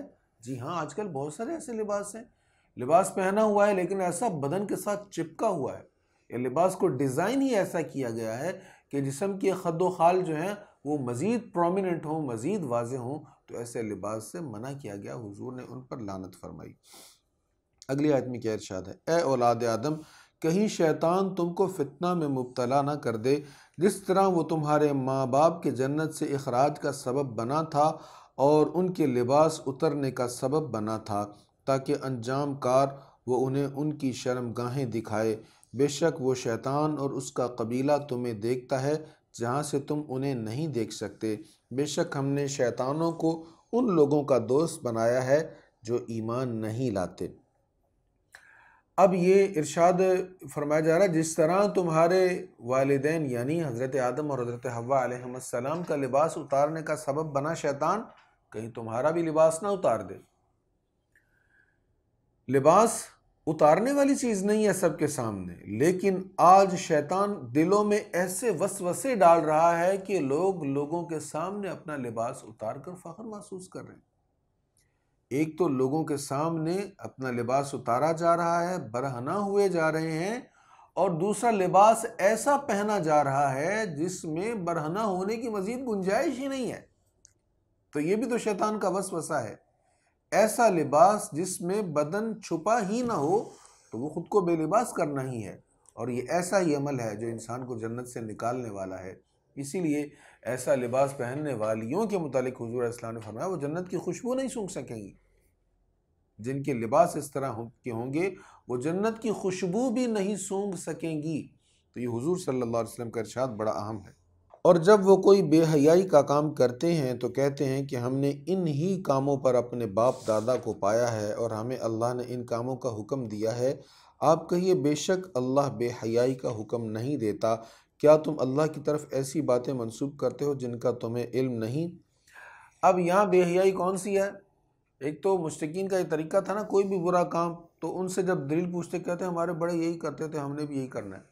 تو ان بے حیائی کے کاموں میں ایک کام یہ تھا کہ ننگے بدن ہو کر وہ کعبہ شریف کا طواف کرتے تھے، لباس اتار کر کعبہ شریف کا طواف کرتے تھے، اور اس پر دلیل کیا دیتے تھے کہ ہم نے اپنے بڑوں کو یہ کرتے ہوئے دیکھا، ہمارے باپ دادا بھی ایسا ہی کرتے تھے۔ تو اللہ تعالیٰ نے فرمایا کہ اللہ تعالیٰ بے حیائی کا حکم نہیں دیتا، اللہ تعالیٰ تمہیں حیا کا حکم دیتا ہے، بے حیائی کا حکم نہیں دیتا، لہٰذا اللہ کی طرف ایسی باتیں منسوب نہ کرو جس کا تمہیں علم نہیں۔ قل امر ربی بالقسط، آپ کہیے میرے رب نے انصاف کا حکم دیا ہے۔ اے لوگو ہر نماز کے وقت اپنا رخ ٹھیک رکھو اور اخلاص کے ساتھ اطاعت کرتے ہوئے اسی کی عبادت کرو، جس طرح اس نے تم کو ابتداءً پیدا کیا ہے اسی طرح تم لوٹو گے۔ ایک گروہ کو اللہ نے ہدایت دی اور ایک گروہ گمراہی پر ڈٹا رہا، انہوں نے اللہ کو چھوڑ کر شیطانوں کو اپنا کارساز بنا لیا، اور ان کا یہ زعم ہے کہ وہی ہدایت یافتہ ہیں۔ اے اولاد آدم، ہر عبادت کے وقت اپنا لباس پہن لیا کرو اور کھاؤ اور پیو اور فضول خرچ نہ کرو، بے شک اللہ فضول خرچ کرنے والوں کو دوست نہیں رکھتا۔ یہ بہت جامع جملہ ہے، کلو وشربو ولا تسرفو۔ کسی دانا سے پوچھا گیا، بھئی آپ کہتے ہیں کہ قرآن کریم میں ہر چیز کا ذکر ہے، قرآن کریم میں طب کا، میڈیکل سائنس کا بھی کوئی ذکر ہے؟ تو انہوں نے یہی پڑھا، کلو وشربو ولا تسرفو، کھاؤ پیو اور اسراف نہ کرو، فضول خرچ نہ کرو۔ تو وہ دانا کہنے لگے دیکھو آپ کھائیں اور پئیں، کھانے پینے میں جب آپ بے اعتدالی کریں گے طبیعت آپ کی تبھی خراب ہوگی، صحت آپ کی تبھی خراب ہوگی۔ تو میڈیکل سائنس کا ایک بہت بڑا حصہ ان 3 لفظوں میں بیان ہو گیا کہ کھاؤ بھی پیو بھی لیکن اسراف نہ کرو، جو تمہیں جتنی کیلوریز تمہیں چاہیے اتنی لو، اس سے زائد نہ لو، بسیار خوری نہ کرو۔ یہاں پہ ایک مسئلہ اور میں عرض کرتا چلوں، کچھ لوگ جب احتیاط کے معاملہ میں آتے ہیں تو جتنا ہمیں کھانا چاہیے اتنا بھی نہیں کھاتے، اور کچھ لوگ بہت زیادہ کھاتے ہیں۔ اب اس معاملے میں اصول کیا ہے؟ لیکن جو تعلیمات کا نچوڑ ہے وہ یہ ہے کہ جتنے کھانے سے آپ کی جان بچتی ہے یا جتنا کھانا کھا کر آپ عبادت کر سکتے ہیں یا رزق حلال کے لیے جو آپ کام کرتے ہیں اس کی قوت آپ کو ملے گی، اتنا کھانا کھانا آپ پر فرض ہے، اس کو چھوڑنا نہیں چاہیے۔ یہ کھانا کھانا فرض ہے، جتنے کھانے سے رمق حیات باقی رہتی، زندگی باقی رہتی، وہ فرض ہے کھانا، اس کو بلا وجہ نہیں چھوڑنا چاہیے۔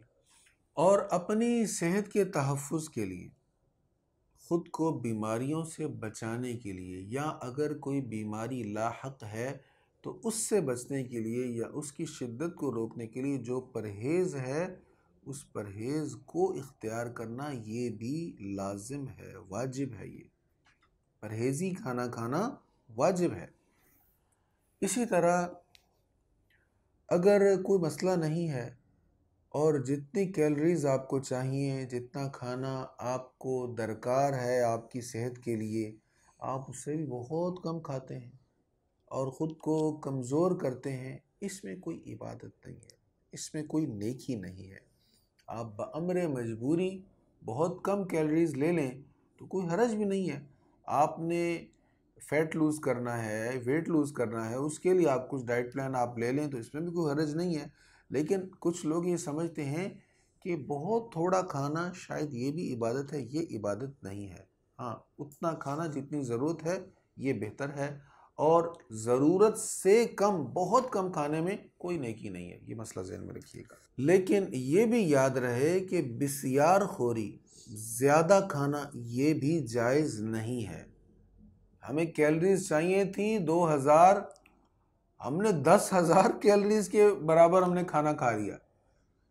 حضور علیہ الصلوۃ والتسلیم نے پیٹ کے 3 حصے کرنے کا حکم دیا، ہم نے سارے حصوں میں کھانا بھر لیا۔ ہمارے ہاں یہ کہاوت عام ہے، حضور نے فرمایا نا کہ 3 حصے کریں پیٹ کے، ایک کھانا، ایک پانی اور ایک خالی ہوا کے، سانس کے لیے۔ ہم کہتے ہیں بھئی کھانا ایک بار بھر لیں اور پانی خود ہی اپنی گنجائش نکال لے گا، اور سانس کا کیا ہے، جو سانس نصیب میں لکھے ہیں وہ آ جائیں گے۔ تو یہ بھی جائز نہیں، بسیار خوری سے بھی منع کیا گیا ہے۔ قل من حرم زینة الله التي أخرج لعباده والطيبات من الرزق قل هي للذين آمنوا في الحياة الدنيا خالصة يوم القيامة كذلك نفصل الآيات لقوم يعلمون قل إنما حرم ربي الفواحش ما ظهر منها وما بطن والإثم والبغي بغير الحق وأن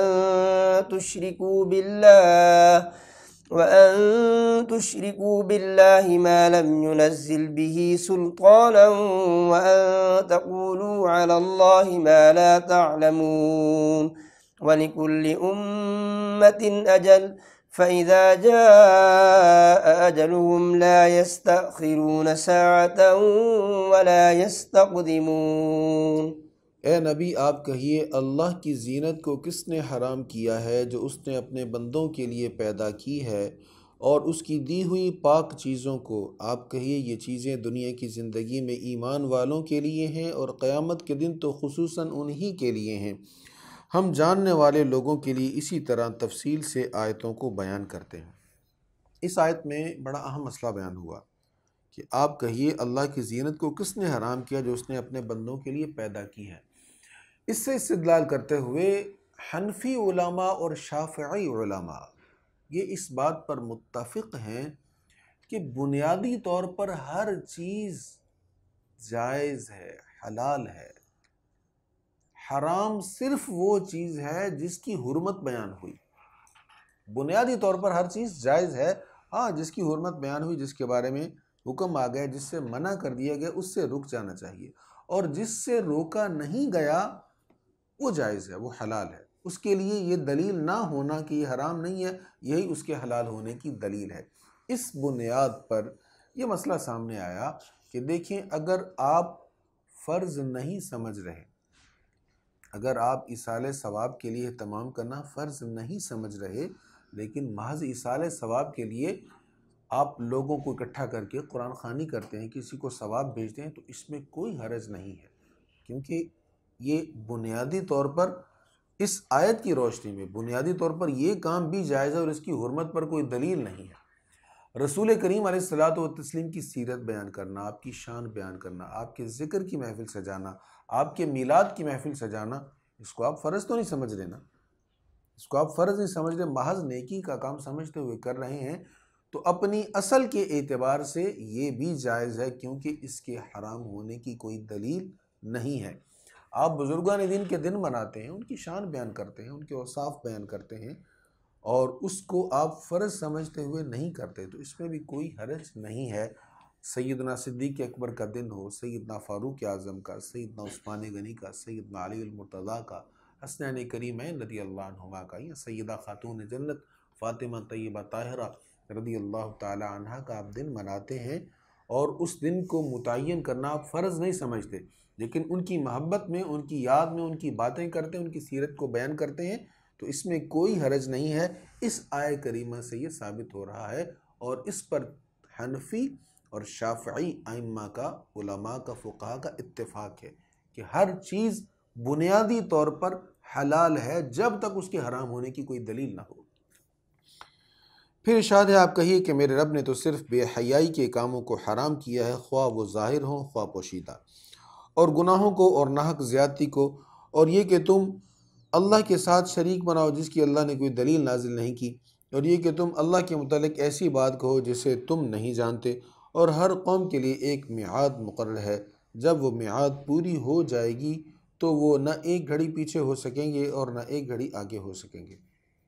اے اولاد آدم، اگر تمہارے پاس خود تم میں سے ایسے رسول آئیں جو تمہارے سامنے میری آیتیں بیان کریں، سو جو شخص اللہ سے ڈرا اور نیک ہو گیا تو ان پر کوئی خوف نہیں اور نہ وہ غمگین ہوں گے، اور جن لوگوں نے ہماری آیتوں کو جھٹلایا اور ان کو ماننے سے تکبر کیا تو وہی لوگ دوزخ والے ہیں، وہ اس میں ہمیشہ رہیں گے۔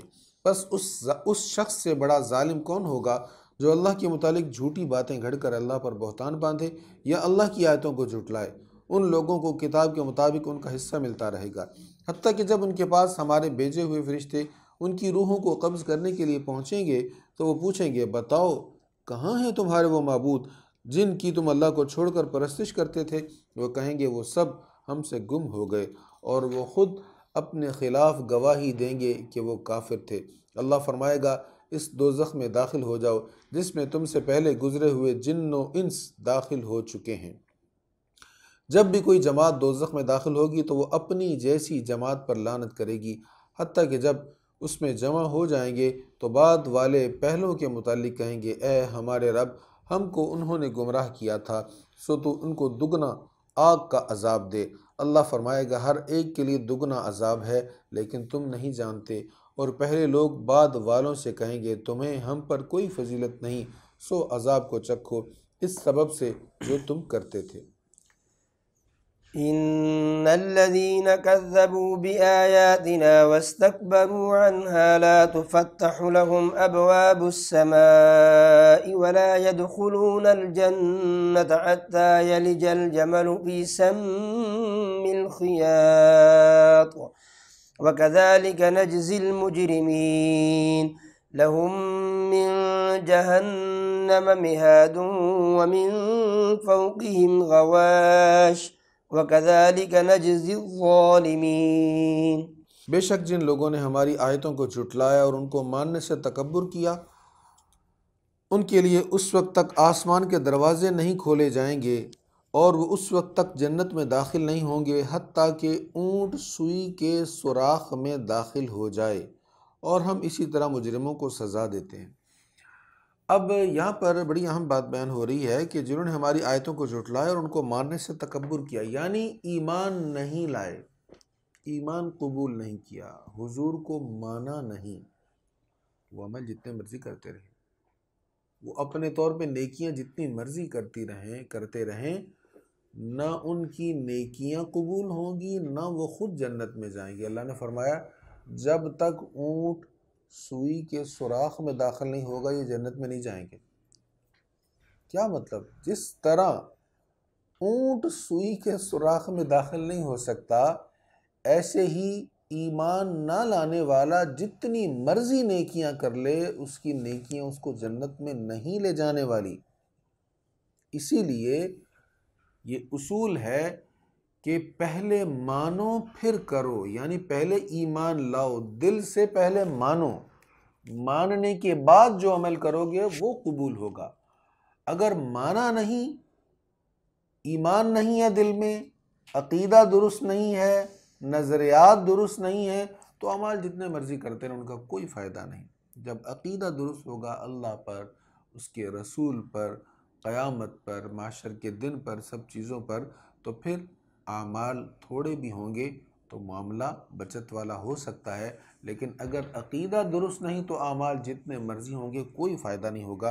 اس لیے بڑی زبردست دلیل دی گئی ہے، بڑی زبردست مثال دی گئی ہے کہ جیسے اونٹ سوئی کے ناکے میں داخل نہیں ہو سکتا، ایسے ہی یہ نیکیاں کرنے والے جن کا عقیدہ درست نہیں ہے، جن کا ایمان نہیں اللہ اور اس کے رسول پر، وہ کبھی بھی جنت میں نہیں جائیں گے۔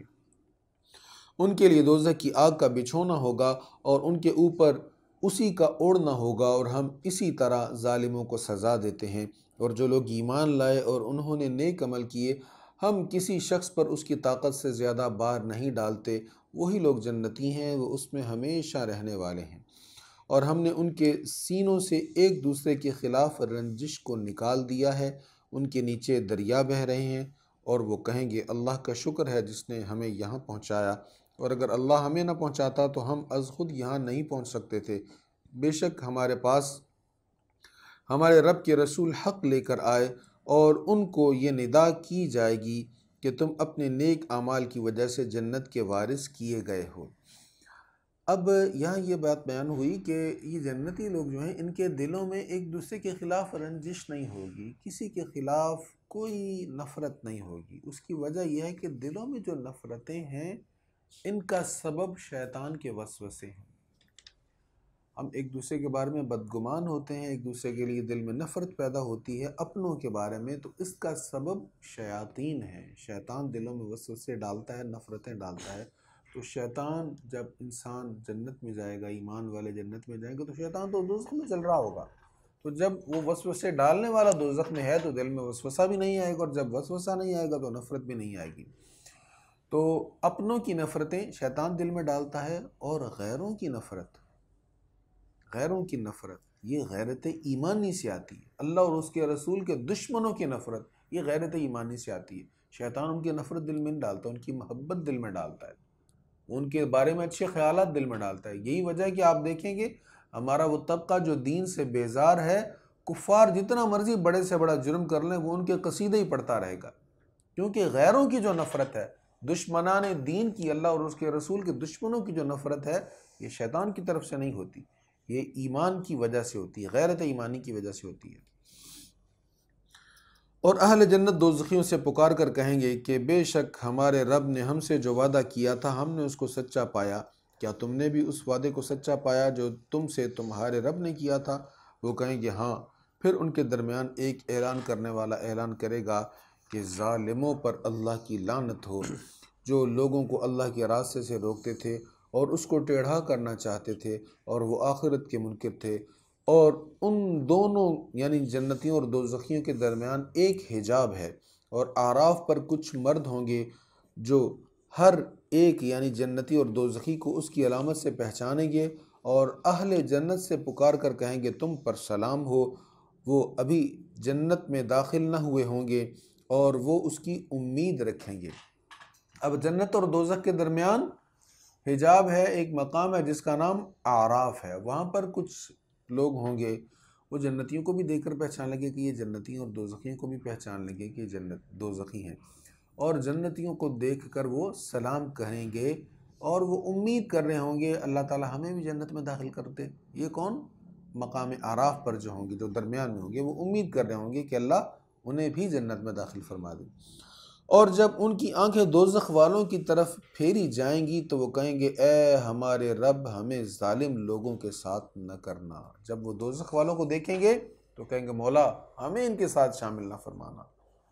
اس کے بارے میں تفسیر یہی ہے کہ پھر اللہ تعالیٰ اپنے محض فضل سے، اپنے کرم سے اعراف والے، جن کے بارے میں پہلے بیان ہوگا کہ جن کی نیکیاں اور گناہ برابر ہیں، وہ اعراف والے، تو اللہ محض اپنے فضل سے، اپنے کرم سے انہیں بھی جنت میں داخل فرمائے گا۔ ونادى أصحاب الأعراف رجالا يعرفونهم بسيماهم قالوا ما أغنى عنكم جمعكم وما كنتم تستكبرون أهؤلاء الذين أقسمتم لا ينالهم الله برحمة ادخلوا الجنة لا خوف عليكم ولا أنتم تحزنون۔ اور اصحاب الاعراف جن دوزخیوں کو ان کی علامتوں سے پہچانتے تھے ان سے پکار کر کہیں گے تمہاری جماعت نے تم کو عذاب سے نہ چھڑایا اور نہ اس مال و دولت نے جس کی وجہ سے تم تکبر کرتے تھے۔ کیا یہ جنتی لوگ وہی نہیں جن کے متعلق تم قسم کھا کر کہتے تھے کہ اللہ ان کو اپنی رحمت بالکل نہیں دے گا؟ انہی سے کہا گیا ہے تم جنت میں داخل ہو جاؤ، نہ تم پر کوئی خوف ہوگا اور نہ تم غمگین ہوگے۔ اب اعراف والے دوزخیوں سے کہیں گے جن کے بارے میں تم کہتے تھے کہ یہ جنت میں نہیں جائیں گے، دیکھو یہ تو جنت میں جا رہے ہیں۔ جن کے بارے میں تم غلط باتیں کہتے تھے آج اللہ نے ان کو نواز دیا، اور تم جس مال و دولت پر تکبر کرتے تھے اور جن برے نظریات پر تم قائم تھے اب آج وہ تمہارے کام نہیں آئے۔ وَنَادَى أَصْحَابُ النَّارِ أَصْحَابَ الْجَنَّةِ أَنْ أَفِيضُوا عَلَيْنَا مِنَ الْمَاءِ أَوْ مِمَّا رَزَقَكُمُ اللَّهُ، اور اہل دوزخ اہل جنت سے پکار کر کہیں گے ہم پر تھوڑا پانی انڈیل دو یا کچھ اس میں سے دے دو جو اللہ نے تمہیں رزق دیا ہے۔ تو اہل جنت کہیں گے بے شک اللہ نے یہ پانی اور رزق کافروں پر حرام کر دیا ہے۔ حضور صلی اللہ تعالیٰ علیہ وآلہ وسلم سے عرض کی گئی یا رسول اللہ بہترین صدقہ کیا ہے؟ اب یہاں پر مسئلہ بیان ہوا نا کہ دوزخ والے کیا مانگیں گے؟ پانی مانگیں گے۔ حضور سے پوچھا گیا یا رسول اللہ بہترین صدقہ کیا؟ آپ نے فرمایا پانی۔ میں تم نے قرآن میں پڑھا نہیں کہ دوزخ والے جنتیوں سے کیا کہیں گے ہم پر تھوڑا سا پانی انڈیل دو، تھوڑا سا رزق دے دو؟ تو بہترین صدقہ پانی ہے۔ حضرت سعد حضور کے صحابی ہیں، ان کی والدہ کا انتقال ہوا نا، تو یہ کہنے لگے اپنی والدہ کے صالح ثواب کے متعلق پوچھتے ہوئے کہ یا رسول اللہ میں کیا اپنی والدہ کے لیے کروں، بہترین صدقہ کیا ہے؟ تو حضور نے ان کو بھی یہی فرمایا پانی بہترین صدقہ ہے۔ تو انہوں نے کنواں کھدوایا اور کنویں کا نام رکھا بیر ام سعد، سعد کی ماں کا کنواں۔ تو پانی پلانا بہترین صدقہ ہے۔ ایک حدیث مبارکہ فرمایا جب گناہ زیادہ ہو جائیں تو کسی گھاٹ پر بیٹھ جاؤ، لوگوں کو پانی پلانا شروع کر دو۔ اب گھاٹ پر جو آئے گا اسی کو پانی پلانا ہے نا، تو جو گھاٹ پر پہنچ گیا اس کے لیے پانی پینا مشکل ہے۔ تو مطلب یہ ہے کہ اگر کوئی پانی کے قریب ہے تم اس کو پانی پلانے میں ہیلپ کر دو تو یہ بھی بہترین صدقہ، اتنا بڑا صدقہ اللہ تمہارے گناہوں کو اس کے سبب سے معاف کر دے گا۔ مجھ سے کوئی اگر عمرہ پر جانے والا کوئی زائر ملے، مکہ شریف مدینہ شریف جانے والا یا حج کے لیے جانے والا، مجھ سے مشورے وغیرہ لوگ کرتے ہیں کہ ہم جا رہے ہیں بتائیں ہمیں، تو میں ایک بات اکثر کہا کرتا ہوں، کہتا ہوں یار نیکی کا کام موقع ملے تو کریں، جو بھی ہیں یہ عبادات کے طریقے ان کو یاد کریں، لیکن چھوٹی چھوٹی نیکیاں بڑی زبردست ہیں۔ حرم میں آپ جب کولر کے پاس بیٹھے نا پانی پینے کے لیے تو دیکھ لیں کوئی اور پینے والا قریب ہے تو اس کی تھوڑی سی ہیلپ کر دیں۔ اس حدیث سے روشنی لیتے ہوئے حضور نے فرمایا گناہ زیادہ ہو جائیں تو گھاٹ پہ بیٹھو لوگوں کو پانی پلاؤ۔ اس حدیث سے استفادہ کرتے ہوئے میں کہا کرتا ہوں کہ وہاں کولر کے پاس بیٹھ جو پانی پینے آئے اس کو ہیلپ کر دو، پانی پلا دو، پانی انہی کے لیے ہے نا، انتظام ہے، تو تھوڑی سی تم ہیلپ کر دو۔ یہ پانی پلانے کا بھی اتنا بڑا ثواب، پھر حرم میں کعبہ معظمہ، مدینہ طیبہ، مسجد نبوی شریف، وہاں پانی پلاؤ گے تو کیا کمال کا ثواب ہوگا۔ اللہ ہمیں نیک بنائے۔ پھر ارشاد ہے جن لوگوں نے اپنے دین کو کھیل اور تماشا بنا لیا تھا اور جن کو دنیا کی زندگی نے فریب میں مبتلا کر رکھا تھا، تو آج کے دن ہم انہیں نظر انداز کر دیں گے جس طرح انہوں نے اس دن کی ملاقات کو بھلا رکھا تھا اور وہ ہماری آیتوں کا انکار کرتے تھے۔ بے شک ہم ان کے پاس ایسی کتاب لائے ہیں جس کو ہم نے اپنے عظیم علم کے مطابق تفصیل سے بیان کیا ہے، اور وہ ایمان لانے والوں کے لیے ہدایت اور رحمت ہے۔ کیا وہ اس کتاب پر ایمان لانے کے لیے اس کی وعید کے وقوع کا انتظار کر رہے ہیں؟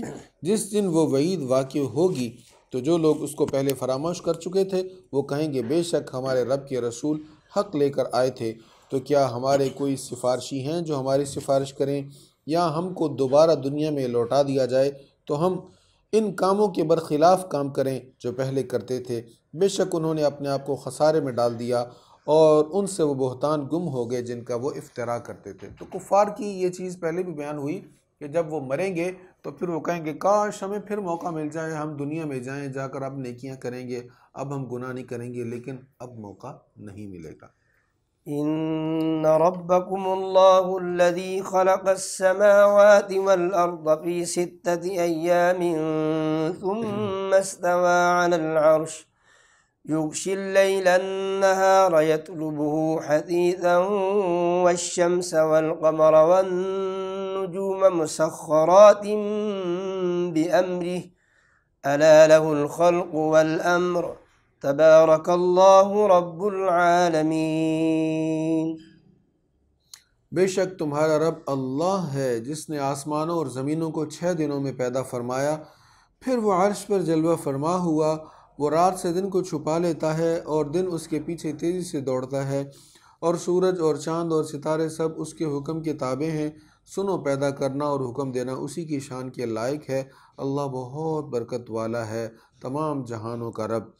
ادعوا ربکم تضرعا وخفیہ انہ لا يحب المعتدین، تم اپنے رب کو گڑ گڑا کر اور چپ کے پکارو، بے شک وہ حد سے بڑھنے والوں کو پسند نہیں کرتا۔ گڑ گڑا کر چپ کے پکارو، چپ کے پکارنے میں بھی کمال ہے۔ دیکھیں، آپ جب تنہائی میں آہستہ آہستہ رب کو پکار رہے ہیں تو اس کا مطلب ہے آپ کا عقیدہ پختہ ہے کہ وہ میرے دل کی بھی سنتا ہے، میں آہستہ سے کہوں تو وہ اس کو بھی سنتا ہے، تو یہ اللہ تعالیٰ پر یقین پختہ ہے۔ پھر اس میں اخلاص زیادہ ہے کہ کوئی اور نہیں سن رہا، صرف اللہ سن رہا ہے، اس میں ریاکاری کا شائبہ نہیں ہے، اور بہت سارے فوائد ہیں اس کے اندر۔ لیکن یہ یاد رہے، ان سارے فوائد کے باوجود اگر بلند آواز سے دعا مانگنا اس نیت سے ہو کہ لوگوں کی دعائیں بھی بیچ میں شامل ہو جائیں، اجتماعی دعا ہو رہی ہے، بلند آواز سے آپ کہیں گے تو لوگ بھی اس میں شامل ہو جائیں گے، لوگوں کا ذہن بھی اللہ کی طرف مائل ہوگا، لوگوں کے دل بھی اللہ کی طرف مائل ہوں گے، تو اس نیت سے، اس اہتمام کے ساتھ اگر بلند آواز سے دعا کی جائے تو وہ افضل ہے، وہ بہتر ہے۔ وَلَا تُفْسِدُوا فِي الْأَرْضِ بَعْدَ إِصْلَاحِهَا وَادْعُوهُ خَوْفًا وَطَمَعًا، اور زمین میں اصلاح کے بعد فساد نہ کرو اور اللہ سے ڈرتے ہوئے اور امید رکھتے ہوئے دعا کرو، بے شک اللہ کی رحمت نیکی کرنے والوں سے قریب ہے۔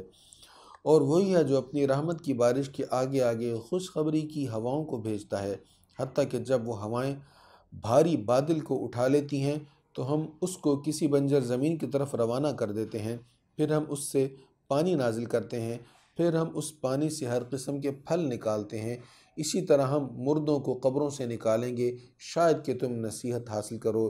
جو اچھی زمین ہوتی ہے وہ اپنے رب کے حکم سے اپنی پیداوار نکالتی ہے، اور جو خراب زمین ہوتی ہے اس کی پیداوار صرف تھوڑی سی نکلتی ہے۔ ہم شکر کرنے والوں کے لیے اسی طرح بار بار آیات کو بیان کرتے ہیں۔ زمین اچھی ہو تو پیداوار اچھی، اور زمین اگر اچھی نہ ہو تو پیداوار بھی اچھی نہیں ہے۔ یہاں زمین سے مراد ہے انسان کا دل۔ اگر دل مومن کا ہے تو قرآن کریم کی نور کی رحمت کی بارش جب برستی ہے تو ایمان والے کے دل کی کھیتی آباد ہو جاتی ہے۔ لیکن اگر دل کافر کا ہے تو قرآن کی بارش جتنی مرضی برستی رہے، حکمت سے، نور سے، لبریز ارشادات جتنے مرضی اس کو سنائے جاتے رہیں، لیکن دل کی زمین بنجر ہے، لہٰذا اس کو کوئی فائدہ نہیں ہوگا۔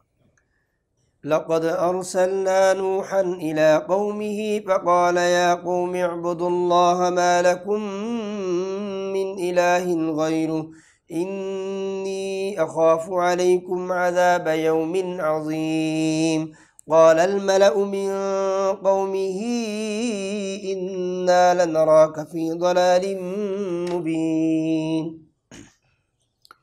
بے شک ہم نے نوح کو ان کی قوم کی طرف بھیجا۔ اب یہاں سے آیت نمبر 59 سے اس پارے کے اختتام تک معذب قوموں کا ذکر ہے، جن قوموں پر عذاب نازل ہوا ان کا ذکر ہے، اور جس ترتیب کے ساتھ یہ قوموں کا ذکر ہوگا اسی ترتیب کے ساتھ یہ قومیں آئیں گی۔ اب سب سے پہلے قوم نوح کا ذکر ہو رہا ہے تو یہی قوم آئی، اس کے بعد جس قوم کا ذکر ہوگا تو وہ قوم نوح کے بعد آنے والی قوم ہوگی۔ بے شک ہم نے نوح کو ان کی قوم کی طرف بھیجا، پس انہوں نے کہا اے میری قوم اللہ کی عبادت کرو، اس کے سوا تمہاری عبادت کا کوئی مستحق نہیں ہے، بے شک مجھے تم پر ایک عظیم دن کے عذاب کا خطرہ ہے۔ ان کی قوم کے سرداروں نے کہا بے شک ہم آپ کو یقیناً کھلی ہوئی گمراہی میں دیکھتے ہیں۔ انہوں نے کہا اے میری قوم مجھ میں کسی قسم کی گمراہی نہیں ہے، لیکن میں رب العالمین کی جانب سے رسول ہوں، یعنی پیغام پہنچانے والا ہوں۔ میں تمہیں اپنے رب کے پیغامات پہنچاتا ہوں اور تمہاری خیر خواہی کرتا ہوں، اور میں اللہ کی طرف سے ان باتوں کو جانتا ہوں جنہیں تم نہیں جانتے۔ کیا تمہیں اس پر تعجب ہے کہ تمہارے پاس تمہارے رب کی طرف سے تم ہی میں سے ایک مرد کے ذریعے ایک نصیحت آئی ہے تاکہ وہ تم کو ڈرائے اور تم متقی ہو جاؤ اور تاکہ تم پر رحم کیا جائے؟ تو انہوں نے ان کی تکذیب کی، پس ہم نے ان کو اور جو ان کے ساتھ کشتی میں سوار تھے ان سب کو نجات دے دی اور ان لوگوں کو غرق کر دیا جنہوں نے ہماری آیتوں کو جھٹلایا تھا، بے شک وہ اندھے لوگ تھے۔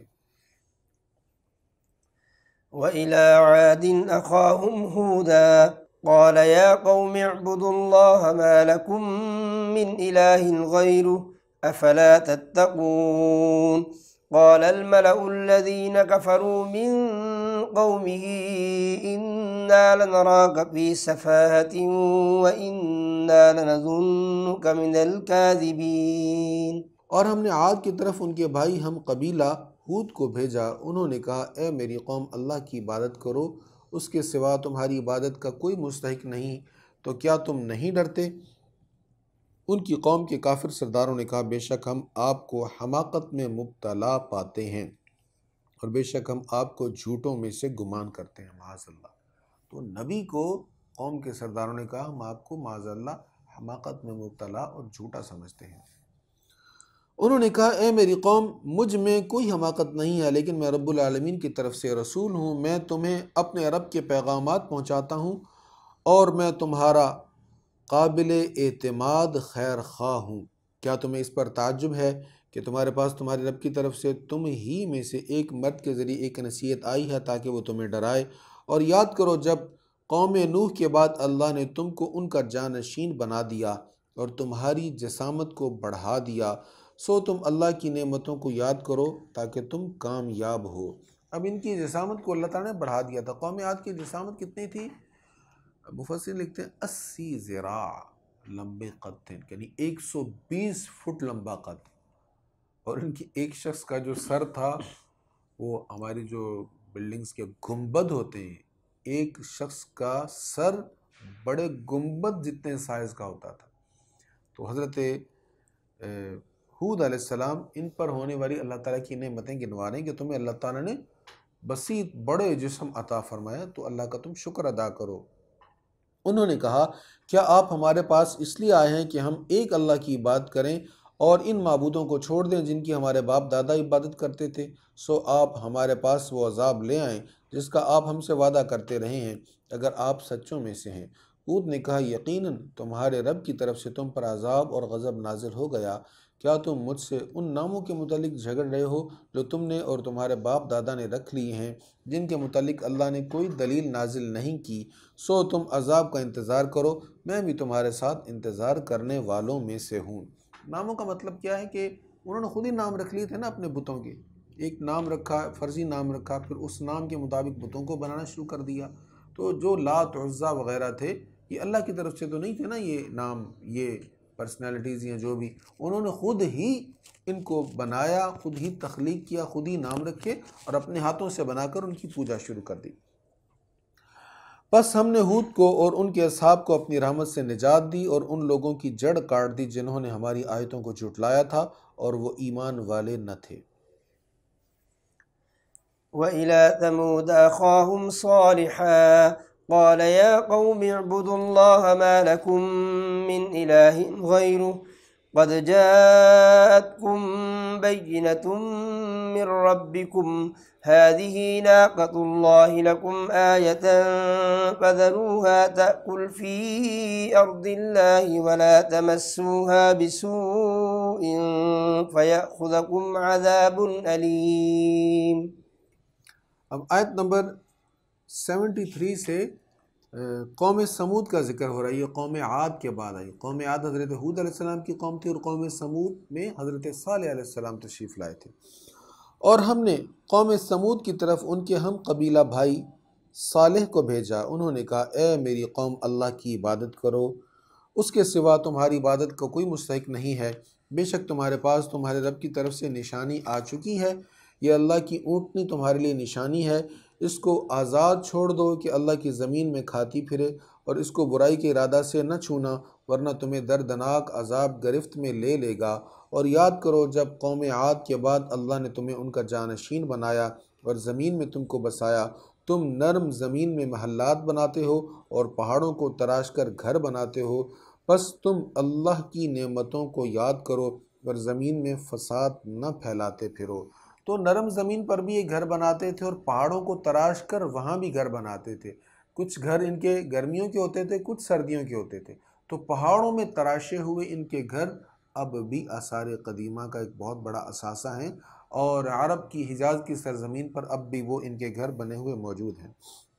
ان کی قوم کے متکبر سرداروں نے ان کمزور لوگوں سے کہا جو ان میں سے ایمان لا چکے تھے، کیا تمہیں اس پر یقین ہے کہ صالح اپنے رب کی طرف سے مبعوث کیے گئے ہیں؟ انہوں نے کہا وہ جس چیز کے ساتھ بھیجے گئے ہیں ہم اس پر ایمان لانے والے ہیں۔ متکبرین نے کہا تم جس پر ایمان لائے ہو ہم اس کا کفر کرنے والے ہیں۔ پھر انہوں نے اونٹنی کی کونچیں کاٹ دیں اور اپنے رب کے حکم سے سرکشی کی اور کہا اے صالح ہم پر وہ عذاب لے آؤ جس سے تم ہم کو ڈراتے تھے، اگر تم رسولوں میں سے ہو۔ تو ان کو زلزلہ کے عذاب نے پکڑ لیا، پس وہ صبح کو اپنے گھروں میں اوندھے منہ پڑے رہ گئے۔ پھر صالح نے ان سے منہ پھیر لیا اور فرمایا اے میری قوم، بے شک میں نے تمہیں اپنے رب کا پیغام پہنچا دیا اور تمہیں نصیحت کی، لیکن تم نصیحت کرنے والوں کو پسند نہیں کرتے تھے۔ یہ مہذب قوموں کی علامت ہے کہ وہ نصیحت کرنے والوں کو، سمجھانے والوں کو پسند نہیں کرتے۔ تو جب عذاب آیا تو حضرت صالح علیہ السلام نے اپنی قوم کو، مردہ قوم کو کہا تمہیں نصیحت کی تھی لیکن تم نصیحت کرنے والوں کو پسند نہیں کرتے۔ ہمارے ہاں بھی یہی روش ہے۔ تو کیا خوب شعر ہے، ناصحہ مت کر نصیحت دل میرا گھبرائے ہے، میں اسے جانوں گا دشمن جو مجھے سمجھائے ہے۔ اور ہم نے لوط کو بھیجا۔ اب اس کے بعد کون سی قوم تھی؟ حضرت لوط علیہ السلام کی قوم ہے۔ اور ہم نے لوط کو بھیجا جب انہوں نے اپنی قوم سے کہا کیا تم ایسی بے حیائی کرتے ہو جو تم سے پہلے جہان والوں میں سے کسی نے نہیں کی؟ بے شک تم عورتوں کو چھوڑ کر مردوں کے پاس نفسانی خواہش کے لیے آتے ہو، بلکہ تم حیوانوں کی حد سے بھی تجاوز کرنے والے ہو، یعنی تم جانوروں سے بھی بدتر ہو کہ تم عورتوں سے اپنی جنسی تسکین کی بجائے مردوں سے لذت حاصل کرتے ہو، مرد مردوں کے پاس جاتے ہیں۔ یہ وہ قوم ہے جنہوں نے پہلی بار مردوں نے مردوں کے ساتھ شادی شروع کی۔ یہ وہ پہلی قوم ہے اس زمین پر جنہوں نے یہ فعل شروع کیا، اور ان پر سب سے شدید عذاب ان لوگوں پر آیا۔ اور ان کی قوم کا صرف یہی جواب تھا، انہوں نے کہا ان کو اپنی بستی سے نکال دو، بے شک یہ بڑے پارسا لوگ ہیں۔ بس ہم نے لوط اور اس کے گھر والوں کو نجات دی، سوا اس کی بیوی کے وہ عذاب میں باقی رہنے والوں میں سے ہو گئی، اور ہم نے ان پر پتھر برسائے، سو دیکھو مجرموں کا کیسا انجام ہوا۔ وَإِلَى مَدْيَنَ أَخَاهُمْ شُعَيْبًا قَالَ يَا قَوْمِ اعْبُدُوا اللَّهَ مَا لَكُمْ مِنْ إِلَٰهٍ غَيْرُهُ قَدْ جَاءَتْكُمْ بَيِّنَةٌ من ربكم فأوفوا الكيل والميزان ولا تبخسوا الناس أشياءهم ولا تفسدوا في الأرض بعد